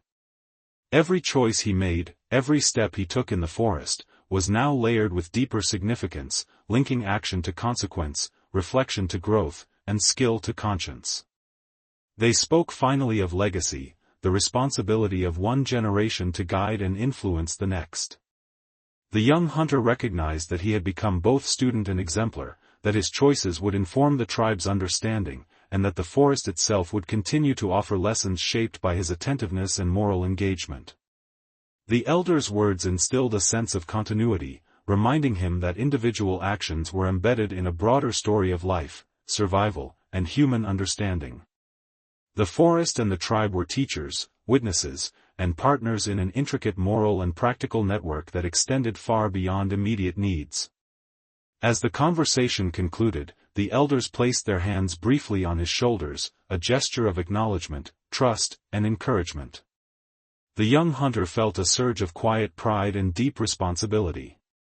The sun climbed higher in the sky, casting dappled patterns across the forest floor as the young hunter ventured into a quiet clearing.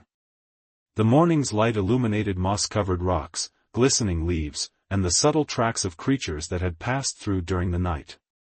Today, the forest seemed to invite patience rather than action, a lesson in observation and stillness. The boy moved deliberately, aware that not every encounter demanded immediate response, and that sometimes survival required the ability to wait, to observe, and to integrate understanding before acting. He settled near the edge of a small stream, its water clear and cool, reflecting the sky and surrounding canopy. The gentle murmur of flowing water provided a rhythm to match his breathing, guiding him into a state of calm attentiveness. The young hunter recalled the elder's words about patience, that it was a strength, not a weakness, that waiting allowed the forest's patterns to reveal themselves, and that every movement could be informed by careful observation rather than impulse. The stream, teeming with small fish and insects, became a classroom of subtle lessons, each ripple and movement offering insight into timing, anticipation, and the interconnectedness of life. Minutes stretched into hours as the boy observed. Birds alighted on branches, calling softly, then darted into the undergrowth. Tiny mammals emerged from hidden burrows, pausing cautiously before moving on. The young hunter noticed how each creature navigated the environment, balancing caution with necessity, instinct with observation. He saw reflections of his own behavior in these small acts, the importance of waiting, the value of attention, and the subtle power of restraint. Each moment was a meditation, a rehearsal for decisions that would require ethical discernment as much as skill. The forest seemed to respond to his stillness. Light shifted gradually, shadows lengthened, and the wind carried distant scents and sounds. The young hunter observed a deer grazing quietly on the edge of the clearing, unaware of his presence. Unlike the deer of earlier days, this one had not yet formed a connection with him. It was cautious, alert, and wary, teaching him another lesson in patience, that relationships with the natural world were built slowly, through consistent observation, respect, and non-interference. The boy remained still, letting the forest's rhythms guide him, understanding that every encounter held a layered message beyond immediate survival. He reflected on the deeper implications of patience, considering its role not only in hunting but in understanding the tribe, the forest, and himself. Patience allowed him to see patterns, anticipate outcomes, and integrate moral discernment into action. It was the bridge between instinct and wisdom, allowing the young hunter to act with both effectiveness and conscience. He realized that rushing, reacting impulsively, or imposing force too quickly could disrupt these subtle lessons, while careful observation and deliberate timing could reveal profound truths about life, survival, and ethical engagement. The deer eventually moved closer, attracted by the scent of fresh plants and the rhythm of the stream. The young hunter noticed how its movements were influenced by the terrain, the wind, and the presence of other creatures.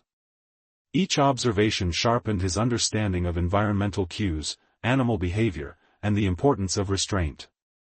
He felt a deep connection to the delicate interplay of forces that governed the forest: the wind, the water, the light, the earth, and every living creature within it. Patience was not passive, it was active engagement, a conscious alignment with the rhythms and signals of the natural world. Hours passed, and the young hunter remained attentive, noting subtle shifts in behavior, light, and sound. The forest offered new lessons with each movement of the deer, the rustle of leaves, and the approach of distant animals. He learned to read the signs of alertness, hesitation, and curiosity, integrating these observations into his understanding of timing, action, and restraint. Patience became a skill as vital as speed, stealth, or strength, an essential tool for survival that required mindfulness, observation, and empathy. As the day wore on, the boy considered the broader philosophical implications of patience. It was a practice that extended beyond hunting. It applied to interactions within the tribe, decisions that affected others, and the understanding of the forest's complex networks. He realized that every act of waiting, observing, and reflecting allowed him to align more fully with life's intricate rhythms, fostering a sense of respect and moral awareness. Patience became a lens through which he could evaluate not only immediate outcomes but the long-term consequences of action, choice, and restraint. The young hunter's mind also turned inward, exploring the internal dimensions of patience. He recognized the subtle tensions between desire and necessity, action and reflection, courage and fear. The ability to wait without succumbing to impulse was as much a psychological and emotional challenge as it was a practical one. He understood that cultivating patience required awareness of one's own instincts, tempering them with observation, insight, and ethical consideration. Each moment of stillness became an exercise in self-discipline, empathy, and conscious engagement with the world. Toward evening, the boy remained at the stream, the forest bathed in the golden hues of the setting sun. He reflected on the day's lessons, recognizing that patience had revealed truths that would have been missed by haste. He had observed the forest's subtle rhythms, anticipated animal movements, and deepened his understanding of the interconnectedness of life. The deer had moved without fear, grazing safely while he learned not only to watch, but to interpret, integrate, and act ethically when necessary. The young hunter understood that patience was not passive waiting, but active engagement, requiring awareness, discernment, and alignment with the world around him. As dusk approached, he rose slowly, feeling the accumulated wisdom of the day settle into his body and mind. The forest, alive with evening sounds, had offered lessons in timing, perception, empathy, and ethical engagement. The young hunter felt a sense of accomplishment that was quiet, reflective, and profound. He had learned that patience was not merely a tool for survival, but a principle that shaped perception, action, and understanding. Each step taken with awareness, each moment of waiting, and each observation integrated into decision-making became a building block of skill, insight, and moral discernment. Returning to the camp, the boy carried these lessons with him, aware that the integration of patience into hunting, reflection, and moral awareness would shape his actions in the days ahead. He understood that survival was inseparable from observation, empathy, and the deliberate pacing of action. Patience was no longer a mere practice, it had become a guiding principle, a lens through which he interpreted the forest, the tribe, and his own evolving understanding of life. Every encounter, choice, and observation would now be informed by this quiet, enduring awareness. The forest held its breath as the young hunter approached the clearing, the anticipation of the day's hunt vibrating through every fiber of his being. This was no ordinary pursuit. The elders had spoken of a challenge that would test not only his skill but his moral compass, his patience, and the depth of the lessons he had been absorbing. The sun filtered through the dense canopy, casting shifting patterns of light and shadow across the undergrowth, illuminating the subtle signs left by creatures that had passed this way. Every rustle, every broken branch, every faint scent in the air became a piece of the puzzle, demanding attention, interpretation, and careful deliberation. The young hunter moved with deliberate silence, his senses attuned to the minutest details. The forest was alive in ways that were almost imperceptible to those untrained, but to him, it spoke in whispers and gestures. He felt the vibrations of the earth beneath his feet, the faint rustle of distant leaves, and the subtle scent of prey carried on the wind. Each observation was a guide, a clue that informed his movements, decisions, and understanding of the delicate balance between hunter and hunted. This hunt, he realized, was a culmination of every lesson he had learned in patience, observation, and ethical engagement with the world around him. The elders had warned him that this challenge would require more than physical skill, it would demand insight, reflection, and moral discernment. They had emphasized that a true hunter understood the consequences of every choice, and that the forest itself tested character as much as ability. The young hunter recalled the moments of mercy, the encounters with the deer, and the lessons whispered by the forest in both waking and dream states. He understood that the prey he pursued today was not merely a source of sustenance, but a living lesson, a reflection of the ethical and practical principles he had been cultivating. He paused behind a moss-covered rock, observing the clearing ahead. Movement caught his eye, a small herd of deer, grazing cautiously, their senses alert to the presence of a predator. The young hunter's breath slowed as he studied their positions, patterns, and interactions. Each animal's behavior told a story, the dominant deer's vigilance, the younger one's curiosity, and the subtle ways they communicated with one another. He recognized that this was more than a hunt, it was a live lesson in interconnectedness, observation, and the consequences of action. To strike without understanding would disregard the forest's teachings, to wait and interpret would honor them. The boy recalled the elders' counsel about timing and restraint. They had emphasized that haste could blind a hunter to critical information, while patience revealed the forest's patterns, allowed ethical consideration, and cultivated mastery. He watched the herd, noting the shifts in light, the direction of the wind, and the interactions between the deer. Every detail added to a mental map, a narrative of the forest and its creatures that informed not only strategy but conscience. The young hunter realized that this hunt was a crucible, testing not only his ability to provide for the tribe but his capacity to integrate skill, observation, and ethical judgment into a single, deliberate action. The wind shifted slightly, carrying the faint scent of the herd toward him. His muscles tensed, yet he did not rush.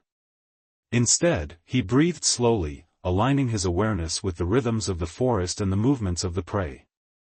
He remembered the lessons of mercy and patience, the ways in which restraint had deepened his understanding of life and consequence. This hunt demanded a synthesis of every skill he had cultivated: stealth, perception, timing, and, above all, ethical consideration.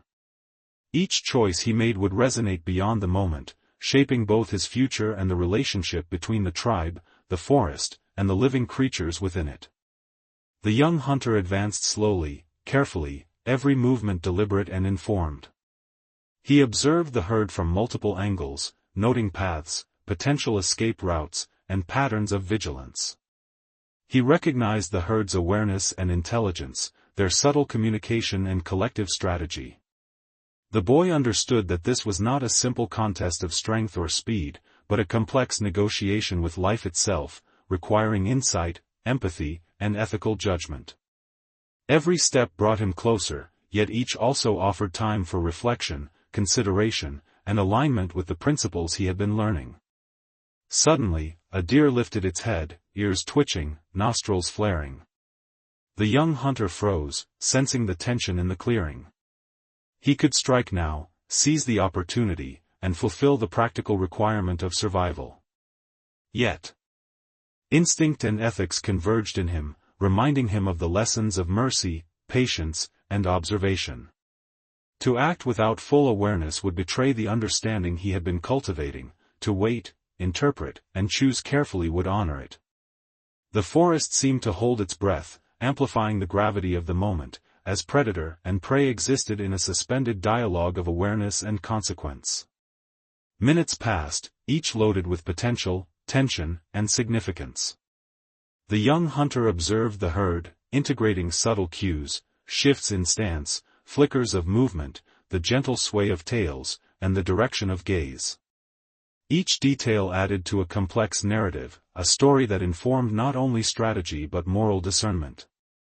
He recognized that the true test of the hunt was not measured by the swiftness of his strike, but by the depth of his observation, the alignment of action with understanding, and the ethical consideration embedded in his choices. Finally, the young hunter made a decision, not driven solely by necessity or instinct, but by insight, awareness, and conscience. He would engage with the forest, the herd, and the act of hunting with full ethical clarity, honoring the lessons of mercy, patience, and reflection. This choice was the culmination of everything he had learned, the whispers of the forest, the dreams that had illuminated moral pathways, the guidance of the elders, and the integration of observation, timing, and ethical discernment into action. The hunt was no longer simply a test of skill, it was a profound exercise in understanding life, consequence, and the delicate balance of existence. As he moved with intention, every muscle, breath, and sense aligned with the principles he had internalized. The herd continued its cautious grazing, unaware of the ethical meditation unfolding nearby. The young hunter's presence was deliberate, respectful, and informed by insight. Each decision, from the choice of movement to the consideration of timing, reflected the integration of skill, observation, and conscience. The forest itself seemed to approve, its whispers guiding him, reinforcing the moral and practical dimensions of action, and reminding him that the true test of mastery encompassed both survival and ethical engagement. Through this hunt, the young hunter realized that every encounter, every choice, and every observation was an opportunity for growth, reflection, and moral calibration. The forest was a living classroom, the deer and other creatures were instructors, and the elders' wisdom provided context, history, and depth. The hunt's true test was not merely physical, it was philosophical, ethical, and deeply human, demanding the synthesis of instinct, insight, and conscience into a single, deliberate engagement with life itself. By the time the sun dipped toward the horizon, casting long shadows across the forest floor, the young hunter had completed his trial. He felt a profound sense of clarity, integration, and growth. The hunt had tested his skill, patience, observation, and moral judgment, revealing the depth of his understanding and the alignment of his actions with the principles he had been cultivating. Survival, he realized, was inseparable from awareness, empathy, and ethical engagement, and mastery was measured not by the kill alone, but by the conscious integration of these dimensions into every decision, observation, and action. The forest was bathed in the soft golden light of late afternoon, casting long, gentle shadows across the undergrowth. The young hunter crouched behind a thick cluster of ferns, eyes fixed on the deer that had become the focus of his attention for the day. Every movement, every subtle shift of the animal's stance, spoke volumes. He could feel the tension of the moment in his chest, the rhythm of his breath matching the pulse of the forest itself. This was a moment unlike any he had experienced before, a convergence of skill, observation, and moral responsibility. The true test lay not in striking, but in deciding whether he should. The elder's words echoed in his mind, a constant refrain reminding him that hunting was as much about understanding life as it was about providing sustenance. Each life carries weight, one elder had said, and every choice sends ripples through the forest and the tribe. The young hunter now faced the culmination of these lessons. The deer before him was healthy, alert, and seemingly oblivious to his presence, but the boy knew that it could sense his gaze, his awareness, and even the ethical deliberation that pulsed through him. The forest held its breath, a silent witness to the unfolding moral drama. He recalled the first encounter, when he had chosen mercy over survival, and the profound sense of connection that had followed. That choice had taught him patience, empathy, and the quiet strength of restraint. Now, faced with the opportunity to strike again, he felt the weight of that initial decision intensify. This was no longer a simple act of hunting, it was a conscious engagement with life itself, a meditation on consequence, morality, and the ethics of survival. Every instinct urged action, yet every lesson reminded him that the forest and its creatures were more than mere targets, they were living teachers, guiding him toward wisdom. The deer moved slowly, lifting its head and sniffing the air, alert yet calm. The young hunter observed how it paused, shifted, and adjusted its stance, interpreting each movement as both natural behavior and subtle communication. He recognized that the animal was alive in a way that demanded respect, that every moment of hesitation or decision carried significance far beyond the immediate. In that instant, he understood that mercy was not passive, it was a deliberate, conscious choice requiring courage, self-awareness, and ethical discernment. Choosing not to strike could be as powerful, as morally profound, as the act of hunting itself. The forest around them seemed to amplify the intensity of the moment. Birds fell silent, leaves rustled softly without wind, and distant shadows shifted as though the world itself were waiting for the boy's decision. Every sense was heightened, the smell of earth, the subtle scent of the deer, the vibrations in the soil beneath his feet. Time stretched, each second loaded with tension, insight, and reflection. The young hunter realized that this was a defining moment, a juncture where survival, conscience, and wisdom converged into a single, critical choice. He thought of the tribe, of the lessons they had imparted and the expectations they carried, both spoken and unspoken. To act recklessly could endanger not only the deer but his own understanding of ethical engagement. To act with awareness meant balancing need with conscience, instinct with insight, and action with reflection. He felt a profound sense of responsibility, not only for the deer's life but for the integrity of the choices he made, for the example he would set, and for the way the forest and the tribe would perceive his actions. The weight of moral consequence pressed upon him, sharpening every sense, focusing every thought, and deepening the resonance of the moment. The young hunter's gaze never wavered from the deer, yet his mind traversed a complex web of ethical, practical, and philosophical considerations. He remembered the lessons of patience, the insights from dreams and omens, the subtle guidance of the elders, and the quiet yet persistent instruction of the forest itself. The choice before him was not simply between life and death, it was between reaction and reflection, impulse and conscience, action and restraint. Each path carried consequences, and the boy knew that his decision would echo far beyond the clearing, influencing his own growth, the understanding of the tribe, and the intricate balance of the forest. Minutes passed, the tension almost unbearable, yet the young hunter remained motionless, aligned with the rhythms of the forest and the subtle cues of the deer. He noted the slight twitch of an ear, the flick of a tail, the way the animal shifted its weight. Each observation reinforced the interconnectedness of life, the necessity of ethical deliberation, and the profound responsibility embedded in the act of survival. Mercy, he realized, was not weakness, it was conscious engagement, a choice that required both courage and wisdom. To spare life could be as meaningful, as transformative, and as morally compelling as the act of taking it. Finally, the young hunter lowered his spear slightly, exhaling slowly as he made the choice that had been building in his mind. He would not strike. The decision was deliberate, conscious, and resonant, a reflection of the lessons he had absorbed from the forest, the elders, and his own growing awareness. The deer remained unaware of the silent acknowledgement that had passed between them, yet the boy felt a profound sense of alignment, integrity, and connection. This act of mercy was not absence of action, it was action in its most ethically profound form, integrating skill, awareness, and conscience into a single, meaningful choice.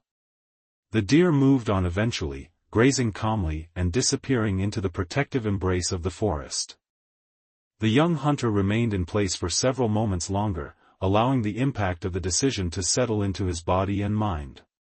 He reflected on the journey that had brought him to this point, the first act of mercy, the lessons of patience, the guidance of the elders, the dreams and omens, and the ethical framework that had been steadily forming within him. Each element had converged in this moment, culminating in a choice that embodied courage, awareness, and moral discernment. He felt the forest around him come alive once more, the birds resumed their songs, the wind whispered through the trees, and the subtle movements of other creatures indicated that life continued its intricate dance. The young hunter recognized that the choice he had made would resonate beyond this encounter, shaping not only his own development but the way he engaged with the tribe, the forest, and future decisions. Mercy had become a deliberate practice, a conscious principle, and a measure of his growth as a hunter, observer, and morally aware participant in the cycles of life. Rising from his position, the boy moved back toward the camp, carrying with him the clarity, insight, and quiet pride that arose from ethical alignment. He understood that true mastery of survival was inseparable from empathy, reflection, and conscientious action. Every step, every observation, and every choice henceforth would be informed by this integration of skill, awareness, and morality. The forest had not only tested him but had rewarded him with understanding, showing that restraint and mercy could be as powerful, transformative, and deeply human as the act of hunting itself. By the time he returned to the tribe, the sun was beginning its descent, casting warm, golden light across the camp. He carried with him the profound awareness that survival, skill, and ethical consideration were inseparable, and that every encounter, every decision, and every action had layers of meaning that extended far beyond immediate need. The choice of mercy had crystallized the lessons of his journey, creating a framework for the integration of conscience into every act of engagement with life.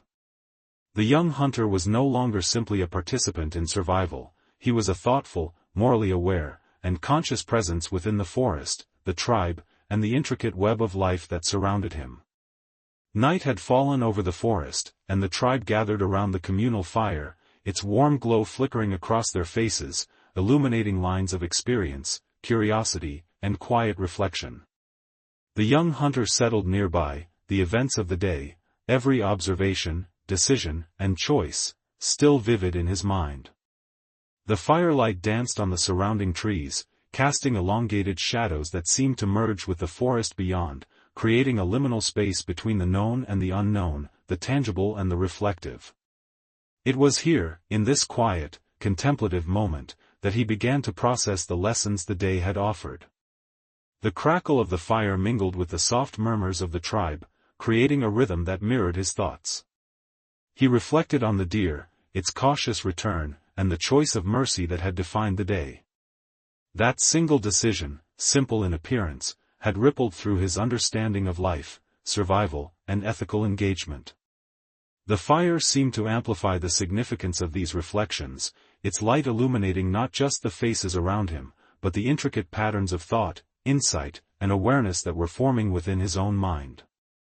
He considered the lessons of the elders, their measured words, and the depth of their knowledge.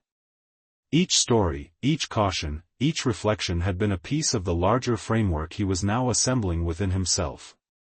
The young hunter realized that wisdom was not only about understanding the forest or mastering the hunt, it was about perceiving the moral dimensions of action, recognizing the consequences of choices, and cultivating a sense of alignment with life's rhythms. The fire became a symbol of this. Understanding, a focal point around which thought, reflection, and ethical insight converged. The night deepened, and the forest beyond the camp seemed to breathe along with him, its nocturnal rhythms a mirror to the internal currents of his mind. Owls called softly, insects hummed, and the gentle movement of trees in the night breeze became a backdrop to contemplation. The young hunter felt that the day's experiences had not ended with the sunset, rather, they had shifted into a reflective phase, where observation, memory, and insight merged into conscious understanding. The fire's glow highlighted the importance of these moments of quiet reflection, showing him that the process of learning extended beyond the immediate events of action. He thought again of the deer, its trust, and the silent acknowledgement that had passed between them. The choice of mercy was not a one-time act but a continuous practice, an ethic that would inform all future encounters, decisions, and interactions. He understood that true engagement with life required this ongoing integration of awareness, empathy, and restraint. The fire, the forest, and the tribe became witnesses and participants in this reflective process, emphasizing that survival, skill, and morality were intertwined, and that each encounter offered an opportunity for growth, understanding, and ethical alignment. The young hunter's gaze drifted to the faces around the fire, observing the expressions of the elders, the curiosity of peers, and the quiet presence of the youngest members of the tribe. He recognized that his choices had implications not only for himself but for the social fabric of the group. Mercy, patience, and reflection were not only personal virtues, they were practices that shaped relationships, informed communal understanding, and influenced the way the tribe engaged with the forest and its creatures. Every action carried significance, and the fire's glow seemed to underscore the weight and importance of this realization. The crackling fire offered warmth and a sense of continuity, linking the boy to generations of hunters who had sat in similar circles, observed the same flames, and contemplated the balance of life, survival, and moral responsibility. The young hunter felt a deep sense of connection, recognizing that he was both inheritor and contributor to a living tradition of ethical engagement with the world. His reflections were not solitary, they resonated with the collective memory, wisdom, and observation embedded within the tribe, reinforcing that learning, growth, and ethical insight were communal as well as personal processes. As the night deepened further, he allowed his thoughts to wander inward, exploring the internal landscape shaped by the day's events. The tension of decision, the exhilaration of observation, the quiet pride in ethical alignment, all coalesced into a sense of self that was both grounded and expansive. He realized that the forest, the deer, and the elders had been co-teachers, guiding him toward a more integrated understanding of life, survival, and morality. The firelight flickered across the clearing, illuminating not only the physical space but the internal space of insight, reflection, and conscious awareness. The young hunter understood that reflection was a vital part of mastery, as important as skill, patience, and observation. Without it, knowledge remained fragmented, understanding superficial, and ethical practice incomplete. By sitting quietly, observing the fire, and contemplating the choices of the day, he integrated experience with insight, forming a coherent framework for future action. Each flicker of flame mirrored the subtle nuances of life, the interplay of light and shadow, action and consequence, instinct and conscience. The night became a classroom, the fire a teacher, and reflection the tool through which wisdom was forged. He considered the broader philosophical implications of mercy, patience, and ethical discernment. Life was an intricate web of interconnected events, creatures, and choices, each carrying consequences that extended beyond immediate perception. The young hunter recognized that every action, no matter how small, had ripple effects that influenced the forest, the tribe, and the balance of existence.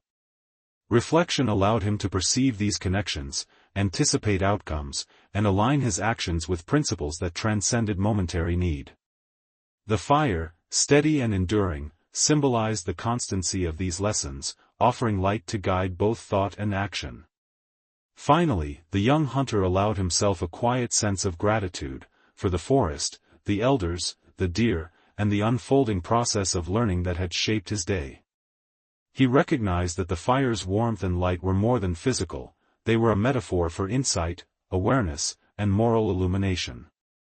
Sitting there, in the midst of the tribe, the boy felt a profound sense of integration, understanding that every observation, every act of restraint, and every reflection contributed to his evolution as a hunter, a member of the tribe, and a conscious participant in the ongoing web of life. The first light of dawn seeped through the trees, painting the forest in gentle shades of gold, amber, and soft green. The young hunter awoke to the quiet symphony of morning, the rustle of leaves, the distant call of birds, the soft trickle of a stream. The world seemed hushed yet alive, each sound and movement imbued with significance, as if the forest itself were aware of the lessons he had begun to internalize.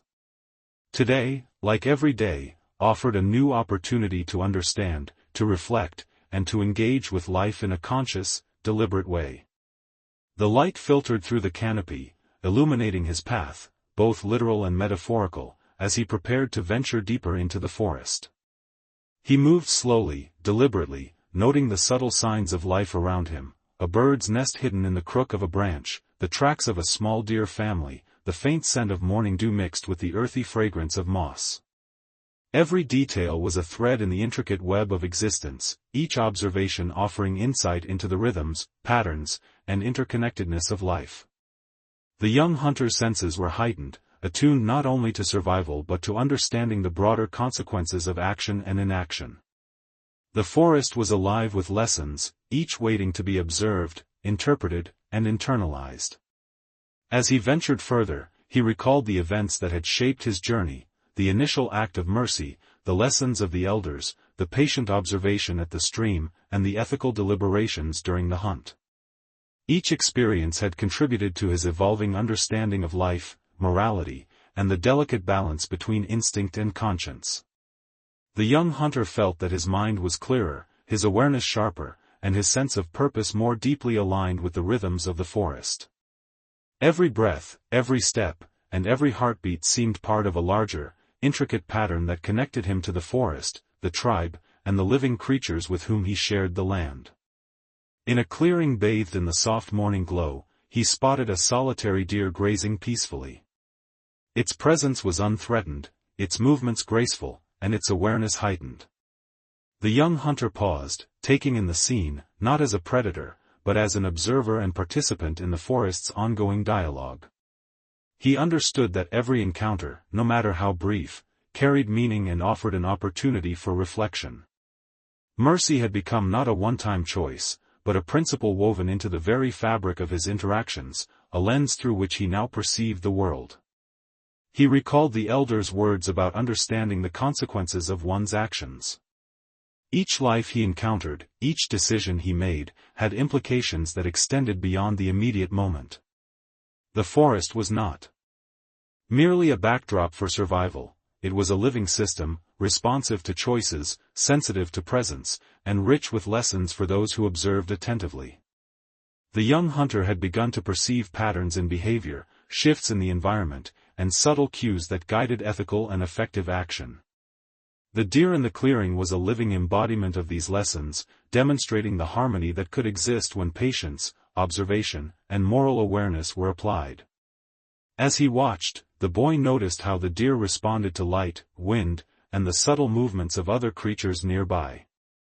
Its awareness of the environment, its responsiveness, and its cautious curiosity mirrored his own journey, learning to interpret, respond, and act with both skill and conscience. He understood that the forest was a teacher, and that each encounter, each observation, and each reflection deepened his understanding of the principles of life, survival, and ethical engagement. The young hunter felt a profound sense of alignment, recognizing that he was not separate from the forest, but an integrated participant in its complex, interwoven systems. The morning progressed, and the young hunter explored further, encountering streams, dense undergrowth, and hidden clearings. Each step offered new lessons, the resilience of plant life, the communication of animals, the subtle signals of weather, and the intricate balance that allowed the forest to sustain life. He considered how his earlier choices, acts of mercy, moments of patient observation, and ethical deliberations, had enhanced his ability to perceive these patterns.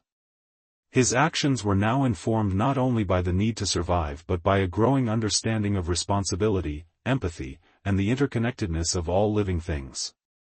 He paused beside a stream, watching fish dart through the clear water and insects skim its surface. The reflections in the water reminded him of his own journey, the moments of ethical decision-making, and the lessons that had emerged from observation and restraint. The young hunter realized that understanding was cumulative, building upon each encounter, reflection, and choice. The forest provided an ongoing, interactive education, its rhythms, its creatures, and its subtle patterns serving as both classroom and curriculum. Every breath taken beside the stream, every careful step through the undergrowth, and every thoughtful observation was a layer in his evolving comprehension of life. The deer he had observed earlier moved through the clearing again, this time with greater confidence and a sense of calm. The young hunter noted the creature's behavior, recognizing the trust that had developed between them, not as a result of force or dominance, but through awareness, patience, and ethical engagement. This recognition reinforced the principles he had been cultivating, that survival, morality, and insight were inseparable, and that the most profound lessons often emerged from restraint rather than action. The forest seemed to acknowledge this understanding, its light and shadows shifting to reflect the subtle harmony of the moment. By mid-morning, the young hunter found himself atop a gentle rise overlooking a vast expanse of forest, sunlight filtering through layers of canopy and illuminating distant hills and valleys. He paused to absorb the panorama, feeling a deep sense of perspective and understanding. The lessons of the forest, the elders, and his own experiences converged in this moment of clarity. He realized that mastery was not simply the accumulation of skill or knowledge, but the integration of observation, ethical awareness, and reflective action into a coherent, living practice. The forest had tested him, guided him, and rewarded him with insight, and he now recognized the profound responsibility that accompanied this understanding. The young hunter descended the rise, moving with confidence, awareness, and purpose. Every creature, every rustle of leaves, and every change in the wind carried meaning, informing his understanding and guiding his actions. Mercy, patience, and ethical discernment had become principles that shaped not only his behavior but his perception of life itself. The forest was no longer merely a setting for survival, it was a living, dynamic teacher, revealing the depth of interconnectedness, consequence, and moral responsibility. The young hunter felt aligned with the rhythms of existence, ready to apply these insights in both the immediate and ongoing challenges of life within the tribe and the forest. The forest awoke slowly, each morning sound reverberating with the promise of life and continuity. The young hunter stood at the edge of the clearing, gazing at the soft golden light filtering through the trees. His body, once tense with the urgency of survival, now felt aligned with the rhythms of the forest. Every leaf, every shaft of light, every whisper of wind seemed to speak to him, offering reassurance and guidance. He reflected on the journey that had brought him here, from the first tentative steps of learning patience and mercy, to the trials of the hunt, to the quiet moments of reflection by the fire. The forest had become both mentor and companion, teaching lessons that extended far beyond the immediate acts of survival. He thought of the tribe, sleeping quietly within their shelters, unaware of the internal transformations that had occurred within him. The elders' teachings, woven with generations of wisdom, had illuminated the moral dimensions of life in ways he had only begun to understand. Through observation, restraint, and conscious engagement with the forest, he had begun to perceive the deeper currents that guided existence, the subtle interplay of choice, consequence, empathy, and survival. These lessons, though intangible, were as vital as the sharpened spear or the knowledge of animal tracks. They were the foundations of ethical living within the complex web of life that encompassed the tribe, the forest, and every creature that moved within it. The young hunter's mind drifted to the deer he had spared, a living emblem of mercy and ethical discernment. That single act had crystallized countless lessons into one tangible, lived experience. Mercy had become not a hesitation, but a conscious practice, a deliberate choice reflecting understanding, courage, and moral awareness. The forest, with its quiet observation, had borne witness to this choice, reinforcing the idea that every act carried meaning beyond immediate necessity. The boy realized that these principles would guide not only his future hunts but also his relationships with the tribe, his understanding of life, and the cultivation of wisdom across years to come. He moved through the forest with careful steps, each footfall a meditation in itself. The sun rose higher, illuminating streams, rocks, and foliage with a brilliance that highlighted textures, patterns, and the delicate interplay of light and shadow. Every element of the environment became a teacher, the water teaching reflection and continuity, the rock symbolizing endurance, the leaves demonstrating flexibility and responsiveness.